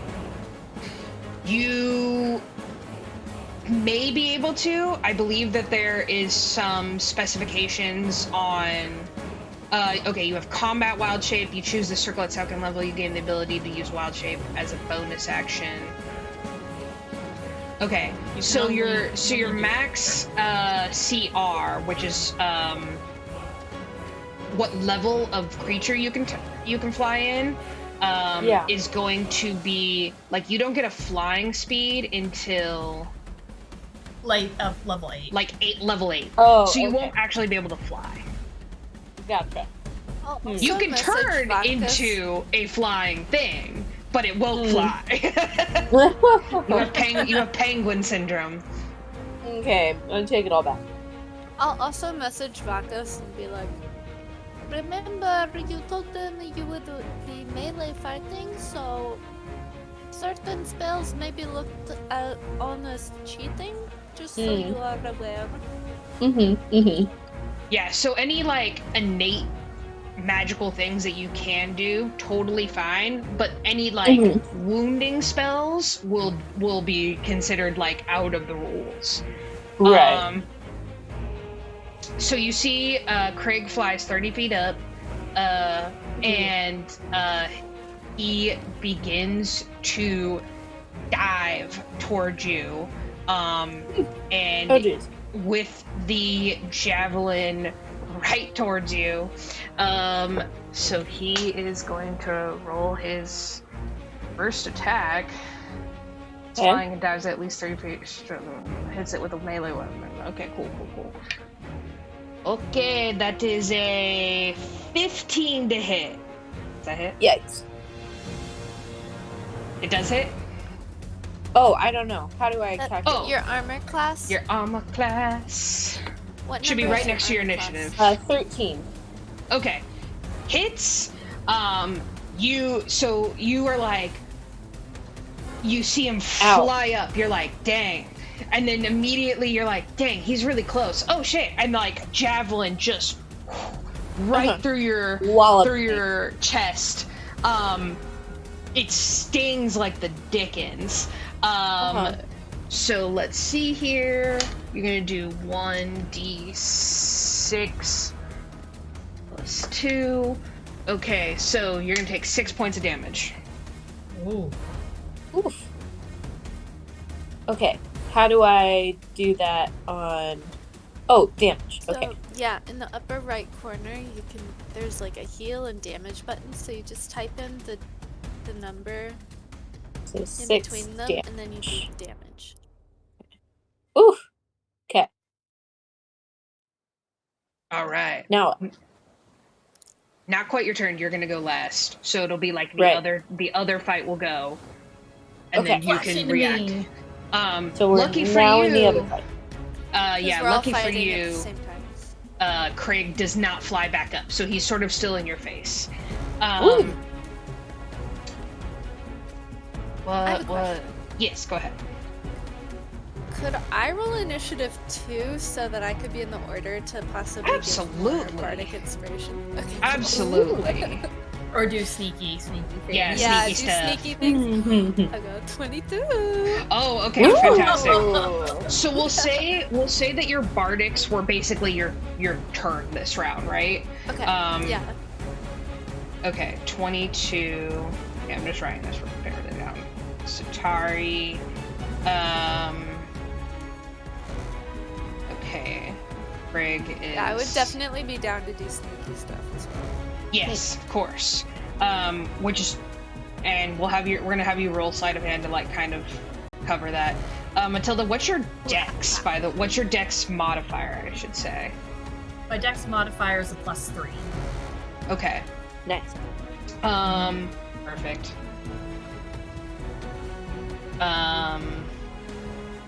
And Vakas, you got a big 2. Not necessarily strong, but I'm quick. Yeah, you're quick. So, as Craig dives and javelins, sorry, I'm getting the Vakas super quickly. There's so many names going around right now. You're good. You're good. It's a lot to Matilda, juggle. with like a quiet concentration, you take your stance. You are ready to start rocking and rolling. You notice that your opponent is matching your speed a little bit. Go ahead and make your first attack, Matilda. Or whatever you're gonna do. I'm gonna punch. Punch! I'm gonna punch her. I think what I'd like to do when I punch is I kind of hit like, I'm just kind of imagining Avatar: The Last Airbender. Okay, like when you hit like those like those key points or whatever. That's what I'm imagining in my head.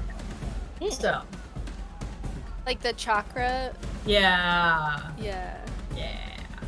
Like with 24. Kylie. With Yeah, the 24 hits. Wait. 24 hits. Would you All right. believe? I would hope so. What if I was like, no, just crazy? Oh, Yeah. I'd be like, well, I'm screwed. You're like, I give up. Yep. Zatari lose all gold. It's okay. No, my gold. All right. So that was 4 points of damage. Fantastic. Okay. And then I would like to, as my bonus action, hit her again. Nice. For an 11, I'm assuming 11 doesn't hit. 11 does not hit. Okay. Oof. That's okay. That's okay. That is okay. He's okay. And then I'm not gonna move out of her space. I'm gonna kind of stay there. Okay. You don't get like multiple attacks as a monk, right? That Or was you do? 2. Okay, Yeah, that she was did 2. I didn't flurry of blows. you didn't flurry of I'm trying to get blows. the lay of the land. Yeah, I haven't used cool. flurry of blows yet. Okay, I'm gonna got get it. the lay of the land first. Yeah. So you punch her, then you miss, and you see her like crack a smile a little bit, and you just hear her kind of give like a huh sort of noise. You see that while she was carrying like a giant axe, you see that she has multiple other like weapon pockets that she has obviously dumped for just using hand to hand. So she is. I was gonna going say I do to... have a short sword, but I'm not using it. Yes. Okay, so she is going to. Wow, she's got a lot of stuff. Okay, so she is going to.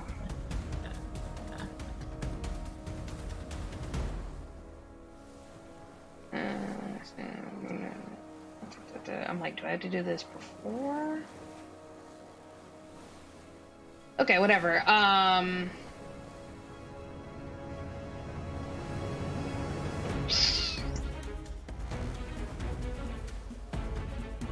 I guess this can just be any time. Alright, so she's gonna make a unarmed strike. Alright. That definitely doesn't hit. She got a 4. And then she is going to use her action surge to try and hit again. Fire. Does a 14 hit? It does not. So she just like, she fully, the confidence is wiped away from her face as she punches and tries to punch you again, and as swift as like a racing current, you just like liquid dodge it, no problem. That is going to be Bacchus's turn against Craig. Zoomed I am. that was like a bodily sneeze. Sorry, I was like, whoa. Thanks.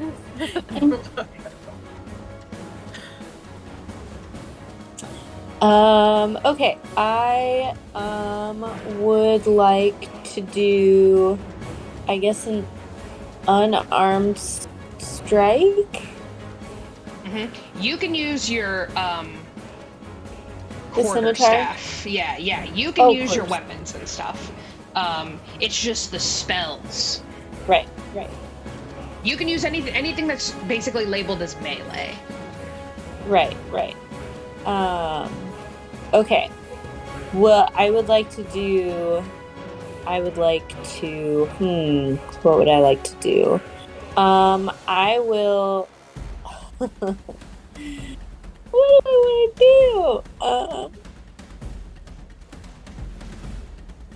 Yeah, I guess use my quarterstaff to like strike at Craig. Just hit him with the stick. Do it! Get So him! what do I like? So next what to do I your roll? quarterstaff, there should be a plus number. Do you see that? So look I in don't. actions. Yeah, there's- I don't see the quarterstaff. Did you I just see equip the it? scimitar. I have the scimitar, and then I see the quarterstaff in my weapons, like as one of my weapons, but I don't see it in Those my. are your weapons are, I think, just what you're actually trained in. So scimitar is what you actually okay. have. Gotcha. Then I will.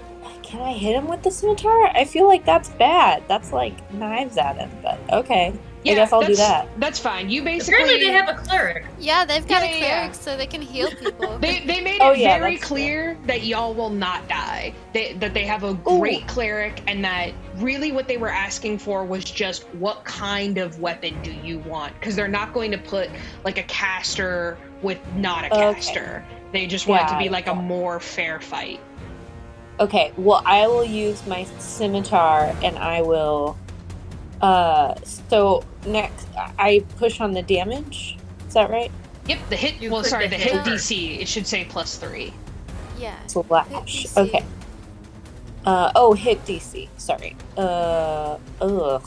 Man, I'm not doing well. 8. So on this is something you could use your inspiration on if you wanted to. Yes, and then Yes. you can roll your d6 and if you Definitely. perfect. Go ahead and roll it up. Okay. So how do I roll the D6? So in the at bottom the- left-hand corner, there should be like a little dice. dice symbol. Oh, Like a yeah, little okay. d20, and then Yeah, you're and and then the the very second top one one. is d6. Nice. 5. Woo. Nice. Okay, so 5 plus what'd you roll for your first one? 8. So that's 8. 13. Let me Yes. check to see if that hits. Oh, it just hits. So Ooh. you take your scimitar and you're a little uneasy just like having a battle like this, but since Craig was real savage with you, you're sort of just like, okay, like you want the smoke, and you like at him with your scimitar, and it makes contact. Go ahead and roll your damage dice, which is now you roll the next thing. Okay, got it.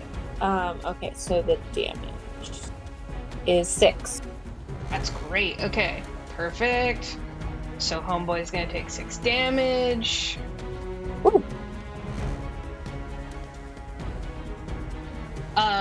Immediately Craig looks pretty fucked up. Like Oh, no. you were you've been around a little bit, so like your shoulder is bleeding a little, but like Craig seems to have the barest of training.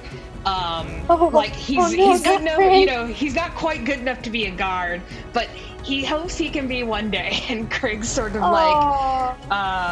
wipes. Is he already bloody?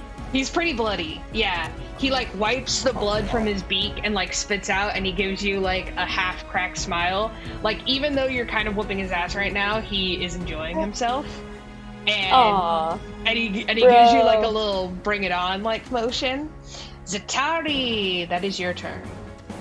By the way, McKenna, just so you know, when someone is bloody, it means their hit points are half or below.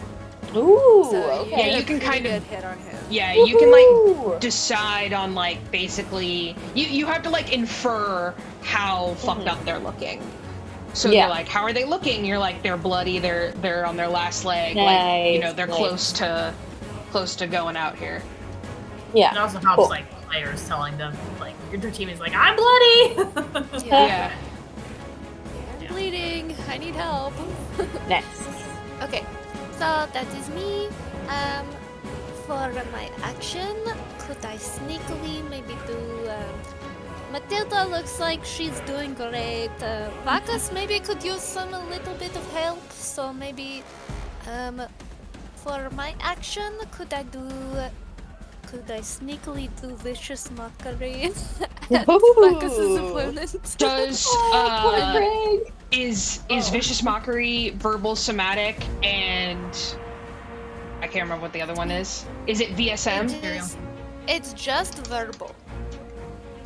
Just Okay, verbal. okay, So I for- could just yell at them and say, boo! You suck. You call that a hit? Vacas is going to kick your booty! Okay, yeah, And roll for vicious vicious mockery. Yeah. Okay, cool. Next. They make a wisdom save, DC 15. Okay, this is on Craig. Yes. Okay. And he makes a wisdom save. Yes. Okay. He's not that amazing at the wisdom, but he make a 15. Oh, 15 exactly? Yes. Meets it, Oh, beats man. it. So he sort of just like looks around and just like gives you the bird. Sorry guys, that was too easy. I had to. That was a given. Yeah. That was a given. Okay, so for my bonus action, I will give Vacas another bardic inspiration. Say, Vacas, you can kick his booty! You can do it! I believe in you! And I give you another d6 to use later. Woohoo! All right. Next on the list is gonna be Krig's turn. Oh boy. So, let's see here. He is going to fly up again. He basically can do a dive attack where it adds on. And he flies up once more, tries to hit you with his javelin again, since that worked really great for him last time. That And is I an can't 18. dodge, right? Because I have to wait until my turn to do an action. You can only dodge if you have like something called like evasion or something like that. Like it'll let you like have a reaction. I believe as a druid, like your reaction would be like shillelagh or something like that. And that would be like if he left, you would have an opportunity attack. Most of the time in D&D, like you just can't do anything unless it's your turn, unless you have a special thing about it. Okay, so 18, I'm pretty sure hits you, Vargas, unfortunately. Yes. And that is going to be an extra d6. Okay. So... Ouchie. Oh, that one disappeared into the ether. Okay, that's very low. Okay. 5. So 7 damage for you, Bacchus. Ouchie. Bloody. How you doing? I'm at an 8. Okay. You know, you've had better fights than this one. Fighting a flying creature is like no joke, and you're very impressed by Krig as he does fly up. Like, it is very cool to see such a large creature fly like this. You're more impressed with his fighting style than really anything. Matilda! Welcome up. Yes! I punch! Oh, an 8 does not hit. An 8 does not hit. I try She again. easily gets out the way. That definitely hits. Nice. That's 4 damage, and I'm going to use a key point to flurry of blows. Do it. Yeah! Woo! So You then- flurry those blows. So let me see here. I just rolled one more time. Oh, a 9 doesn't hit. Darn. 9 does not hit. No. I thought flurry of blows gives you your both So of your it's actions. no. So it specifically says after you take the attack action on your turn, you can spend a key point to make 2 unarmed strikes as a bonus action instead of 1. So you get a total of 3 hits instead of. Because your bonus action, you get 1. So then the flurry blows allows you to have 2. If I'm reading that correctly. It says you get 2 unarmed attacks? 2 unarmed strikes as a bonus action instead of 1 unarmed strike. So you would get 2. Yeah. No. So So you would take have the 4 attack total. action. So your unarmed strike is simply you make 1 unarmed strike as a bonus action. Right. So every round, as your action, you have 1 strike. As your bonus action, you have 1.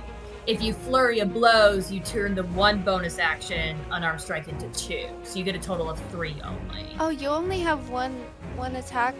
So you're not at the high enough level where you get 2 yet? Yeah. Correct. I'm only at 'Cause I level think- 3. Okay, because Yeah, with yeah. D&D, I know I have 2, and then I think I can do 2 as the bonus action also. Yeah. Okay. I'd have to double check that, but yeah. Yeah. Otherwise, I've been doing it wrong as D&D. That's okay. We'll figure out the wording. So, Okay. yep, that's okay. I hit her once. Perfect. Right in the nose. Right in the right in the nose. It feels appropriate. Yeah. Oh. You see that, like, she's tough. Like the hardened elf, like it's not just a look. It's she has taken many a hits to the face. She barely reacts to you hitting her, which honestly is a surprise because a lot of people tend to bleed when you hit them. So she's gonna take an unarmed strike at you as well. That is a 15 to hit. That just hits. Okay, meets it, beats it. So she is what is this? Bludgeoning type.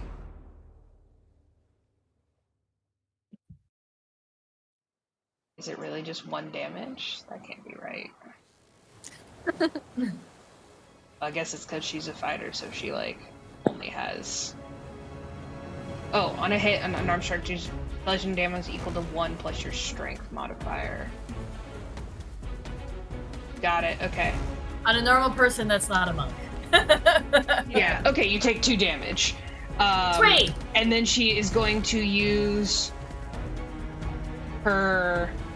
What'd I say? Was it second wind or was it action surge? I used action surge. Action. Yeah. Action. Yeah. Okay. So now she will use. Nope. That's freaking it. Because she is not. Local levels only get it once. Yep. That's it. She's just she tries to hit you. She hits you a little bit. You sort of tighten your muscles and you barely feel it. Just flex. Yeah, you just flex. You look real great doing it. Alright, Vinus. Go ahead and try and hit Craig. Kick his ass, fuckers! Do it! Okay, so He's already bloodied! I do Knock him out! Hit DC, right? Yes. Yep. Oh, good lord, these rules are terrible. I got You 10. have Arctic. Right, I would like to add some D6 to that. Perfect. Well, hold on. What'd you roll? A 10. Okay. Yes. Go ahead. If you want to roll your inspiration, you can. 2. 12. I got a 12. Damn. Just misses. Cool.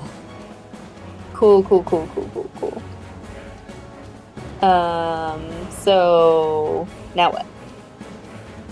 Do you have a bonus Do you action? have anything to do for? Yeah. Do you do anything Oh, for a bonus action? can I try and hit him again? Let me see if you can. Bonus action. Well, so did you? Your scimitar is a light weapon, right? Yes. But you only have 1. So technically, if you had another scimitar, you could hit again because you would have another hand. I thought I had So, is it just 1 scimitar, or is it? Yeah, I guess you're right. It is just 1. Could I use my ice knife instead? You can, but you don't know if you're truly allowed to because you signed up for I don't wanna melee, risk essentially. What you can do, again, not 100% clear on the rules. Your 2 bonus actions are ensnaring strike or wild shape. So you would be risking if it was against the rules or not. Where's the ensnaring? Oh, So ensnaring. under actions, it's under Yeah. bonus action. Next time you hit a creature with a All weapon attack, before the action, spread bonus massive action. storms. Yeah. Sure. I'll try ensnaring strike. Alright, so the next time you hit a creature with a weapon attack before the spell ends, a writhing mass of thorny vines appears at the point of impact. So you cast Ensnaring Strike, and nothing happens as of yet because you haven't hit Craig. So you are essentially if I hit him, he'll be ensnared next time I hit him. Which is good because he keeps flying. He keeps flying away, right? Yeah. Zatari. Oh yes, go ahead. Would Vakas get any opportunity attacks if he is flying away? That is a great point. Yes, go ahead and make 2 opportunity attacks for me. That's a great point, Zatari. So an opportunity attack is when an enemy leaves your threatened area, so like the space you're 5 feet. occupying. Yeah, if they leave your zone, you can get a swipe at them as they leave. Okay. Unless they can disengage, which rogues can do. So. Yeah. How do I roll? Use your reaction to make 1 melee attack. So you would just attack normally, like with your scimitar. With your scimitar. Oh, okay. So you would just roll Roll the the hit twice. Yeah. Yep. Okay. Mine twice. Ooh, 17 for the first one. Ooh. Yeah. And 14 for the second. Yeah. Perfect. Those both hit. Hell yeah. Let me double check. Yep, they both hit. Roll damage for those 2. Okay, so the first damage is 7. Second damage is 3. Okay. Let me just double check something here. Unconscious? Ooh. So, Vakas, you are kind of like locked in this battle with Krieg. He is enjoying himself. You are kind of having a good time, and he goes to fly up one more time, and you're like, and you with the scimitar, and you catch him on the wings both times as they open up, and he is unable to fly up and drops to the deck of the ship and like holds up a hand to signal that he can no longer carry on. And just before he passes out, you see a small halfling cleric like running over, and she casts, like cure wounds on him. Aww. And he opens his eye, and he's like, "Not bad." Yay, Vakas! You win your first battle. Good game. You see, I give him like a low 5 as he's like passing on the out. ground. Yeah, he returns it. You see that the other battles are kind of still going on. You see Matilda is just locked in battle with this like hardened elf, and you see that the Gith is just bodying his opponent. He is moving around his space with obscene speed, and it seems like his opponent can like barely get a hit on him, and he definitely also seems to be like a crowd favorite. A lot of people are paying attention to that one fight, and you see the Merwort kind of like pulls you over, and he's like, "Great job. Here, have some water. Just sit over here. Your next fight will start shortly. Just watch the others. I think this is your friend over here." Points to Matilda. And Zatari, that is your turn. Can I wait? Do yes. I get healed from the cleric as well? Oh yes. Like before I start my next fight. Yes, the cleric does come over and heals you, so you basically will get your hit points back, but none of your spells or anything else that you used. Okay, cool. All right, Zatari, 'tis your turn. Okay. I'm going to pat Vakas on the shoulder and say, "I knew you could do it! You did great! Thank you so much!" And then Matilda looks like she's doing pretty good. I don't think she needs my help. She's doing great. So, can I look at the Gith and try to cutting words him? Is that just somatic components again? Yes. Okay. So just Well, it's what is verbal? Yes, just verbal.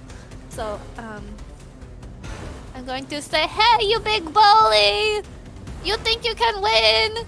You will not win this day. I can see your downfall. You will lose."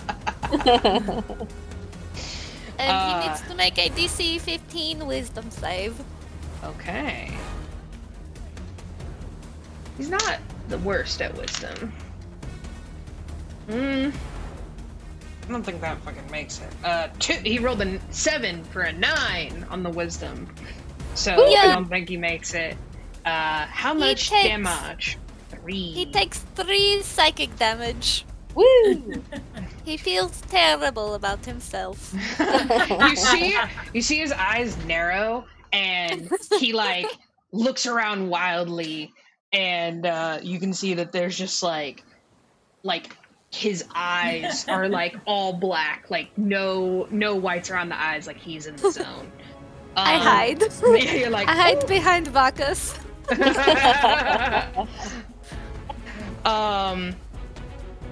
All right, Matilda. Yep. Do it up. I punch. I punch. I monk and I punch. 9. I'm actually gonna roll my bard. Yeah, roll that bardic. So that brings it up to 13. Doesn't hit, unfortunately. Darn. Okay, that's fine. I figured why not try. Alright. I'm going to again 21. Definitely hits. Nice. That's a 5 damage. Yeah. And then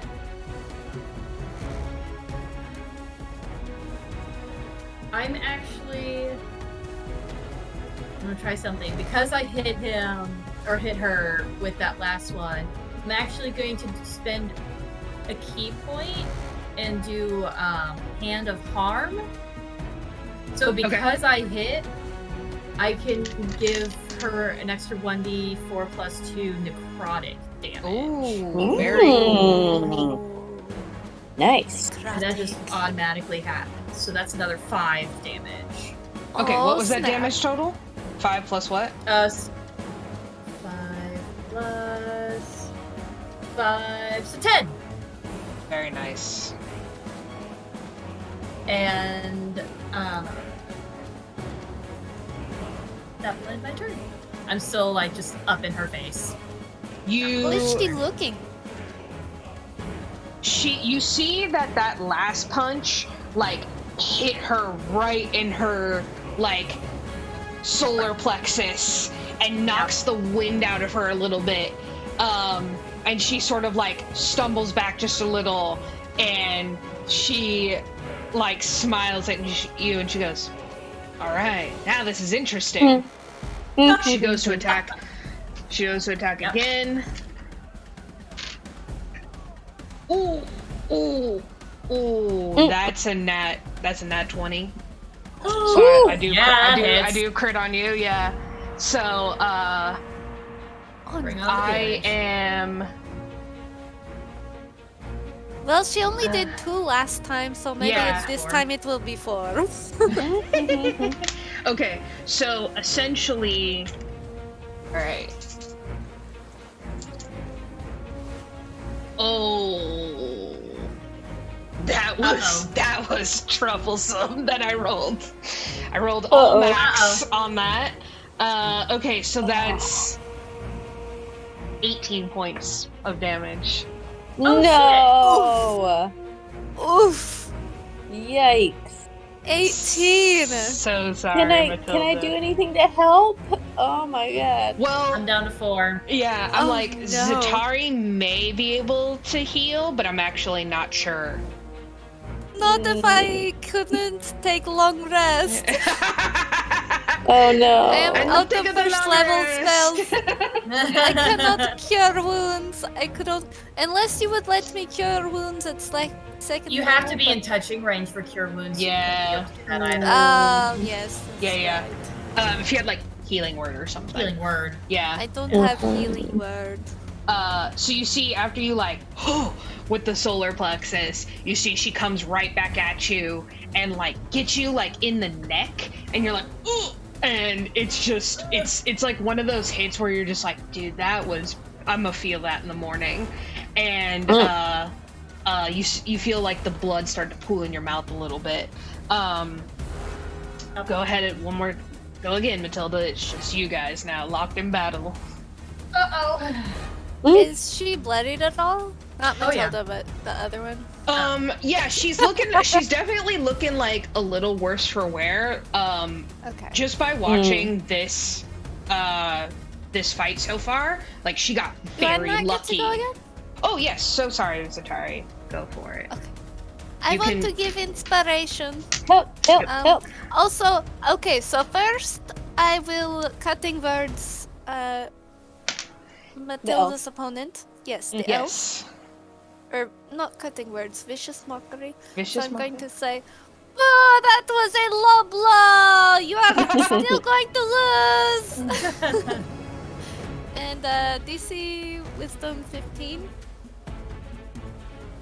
Wisdom 15. Saving throw, right? Wisdom saving. Yes, wisdom saving throw. That's a nat 1, baby. Yeah! The dice giveth and the dice taketh away. Yeah, the dice and the dice. 3 psychic damage. Okay. And then I'm going to say, Matilda, you still have it in you. You pulled so good cards. You are very lucky. I believe in you. You can do this. And give another inspiration dice. Ooh. This is my second to last one. I only have one more. Use it wisely. Yeah.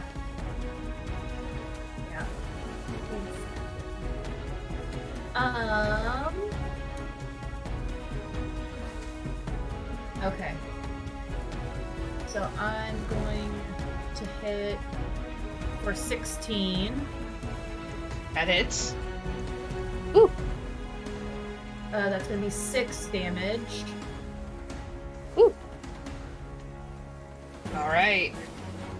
And then You're just beating on her. Yeah. And then I believe She's looking pretty bad. Do it again. Do All right. it again. Let's do it again. 13. Does Doesn't a hit. 13 hit? Alright, I'm gonna use my bardic. Use that bardic. I rolled a 6. Yes. Definitely hits. For another 6 damage. Okay. She's like on her last, like she's kind of stumbling now. Like the ship gives like a big lurch and she like almost steps out of bound and then corrects herself. And she's sort of like, she's gonna go for her, unarmed strike. You have a feeling that that she's kind of on her last legs here.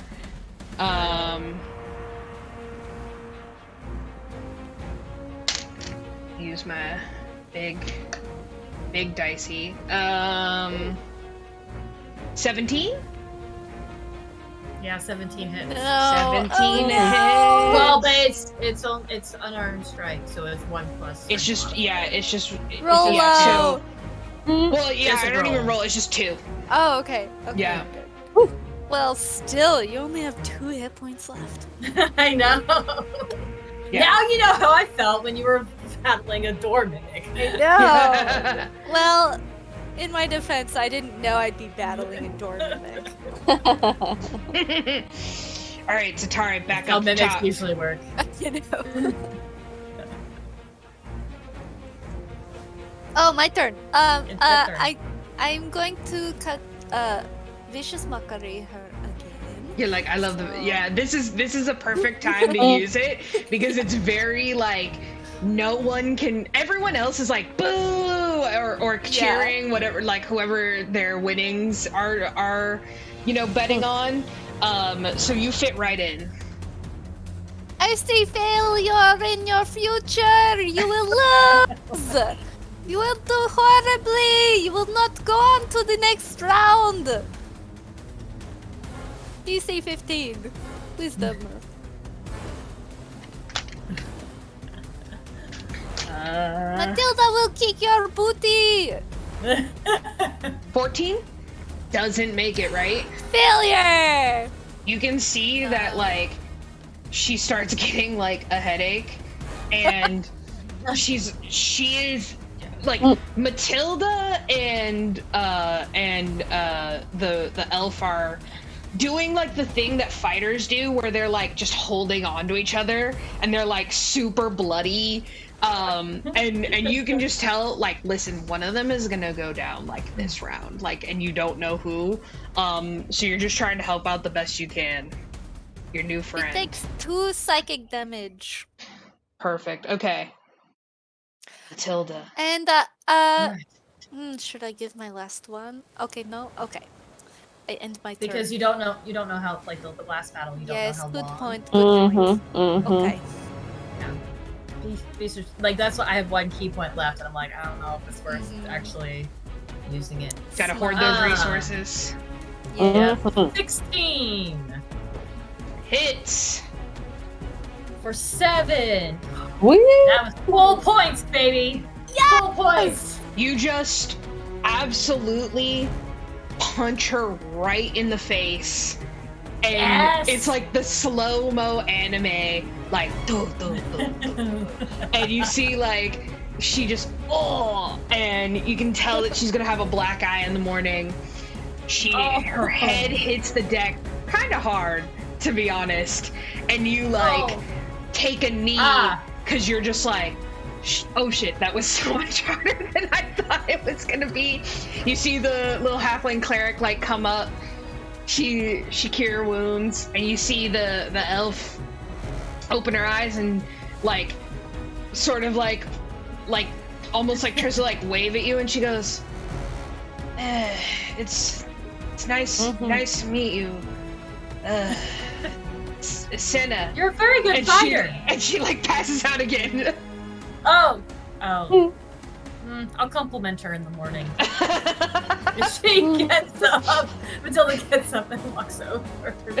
Well, actually, she waits to be cured, and then she'll Yeah, the cleric's very busy, and she's just carrying it up.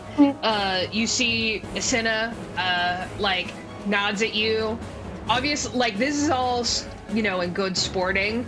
So, you know, no one's upset that they lost their fight. Zatari, you are now richer. 10 silver richer. Woo! You are 10 silver richer. Which means that you will be betting 10 silver in our next round. 10 silver. You see that it's very clear that the Gith won his fight. And the gnome sort of addresses the crowd, and he goes, well, our fan favorite, almost. And you hear, like, a couple of people, like, boo, and then you hear a lot of clapping. Woo! Has yet to put down his mantle, but our 2 newbies. And he, like, gestures over to you guys. He's like, Matilda and Vuckus have won. Lots of woo, you know. And he goes, after dinner, the final round. And he goes over. It's not that long. It's like 30 minutes. For a short rest. For a short rest? Well, yes, I will allow you to short rest. Dinner is about 30 minutes to an hour, which I would constitute as short rest. So I will let you short rest. You're like, yes. Can I gather my friends and do Song of Rest? Well, yes, I you thought can. the cleric was healing. Yeah. Everyone gets healed. So, unless Song of Ren does something besides, might not want to expend it. Just hit dice, so yeah. You see Merwort comes over to you, and he's sort of chatting to Matilda and Bacchus and Omos, the 3 winners, and he goes, "All right, guys, this was great. Amazing fights." And he sort of claps, and you just see Omos just like staring at him, and he kind of peters off. He's like, "Right, so I don't normally do this, but I love hyping up the newbies. What say 2-on-1? No one has ever beat Omos here." You just see him like big toothy grin. He's got like almost like little fangs on, and you can see him. He's like, "I think this is wonderful idea." And then he looks at Zatari and he goes, "Double the coin." Yes, I like this idea. How many in. coins? Well, let's see here. He starts like counting out your winnings, and he's like, I see that you 10 silver. Let's make the pot 10 gold. 10 gold. You're like, do I have 10 gold? I'm not thinking I have 10 gold. Listen, if you don't have 10 gold right now, I can take it out your earnings. We maybe make 2 gold? Alright, 2 gold. A little low for my betting standards, but 2 gold, alright. Almost, I give you a cut. He like winks. And he goes, of course, I'm betting on Omos. I bet on my 2 friends. They do well for me. They are very good fighters. They will win. You will see. I can see the future and the destiny of my friends, so you will regret betting against me. You hear like a low, disconcerting laugh from the Gith as he sort of like walks off, and you can see him, eating his stew. I know it is late for you guys, so we're gonna call it here. Yes. But that was perfect ending. I'm gonna end the stream. Yay!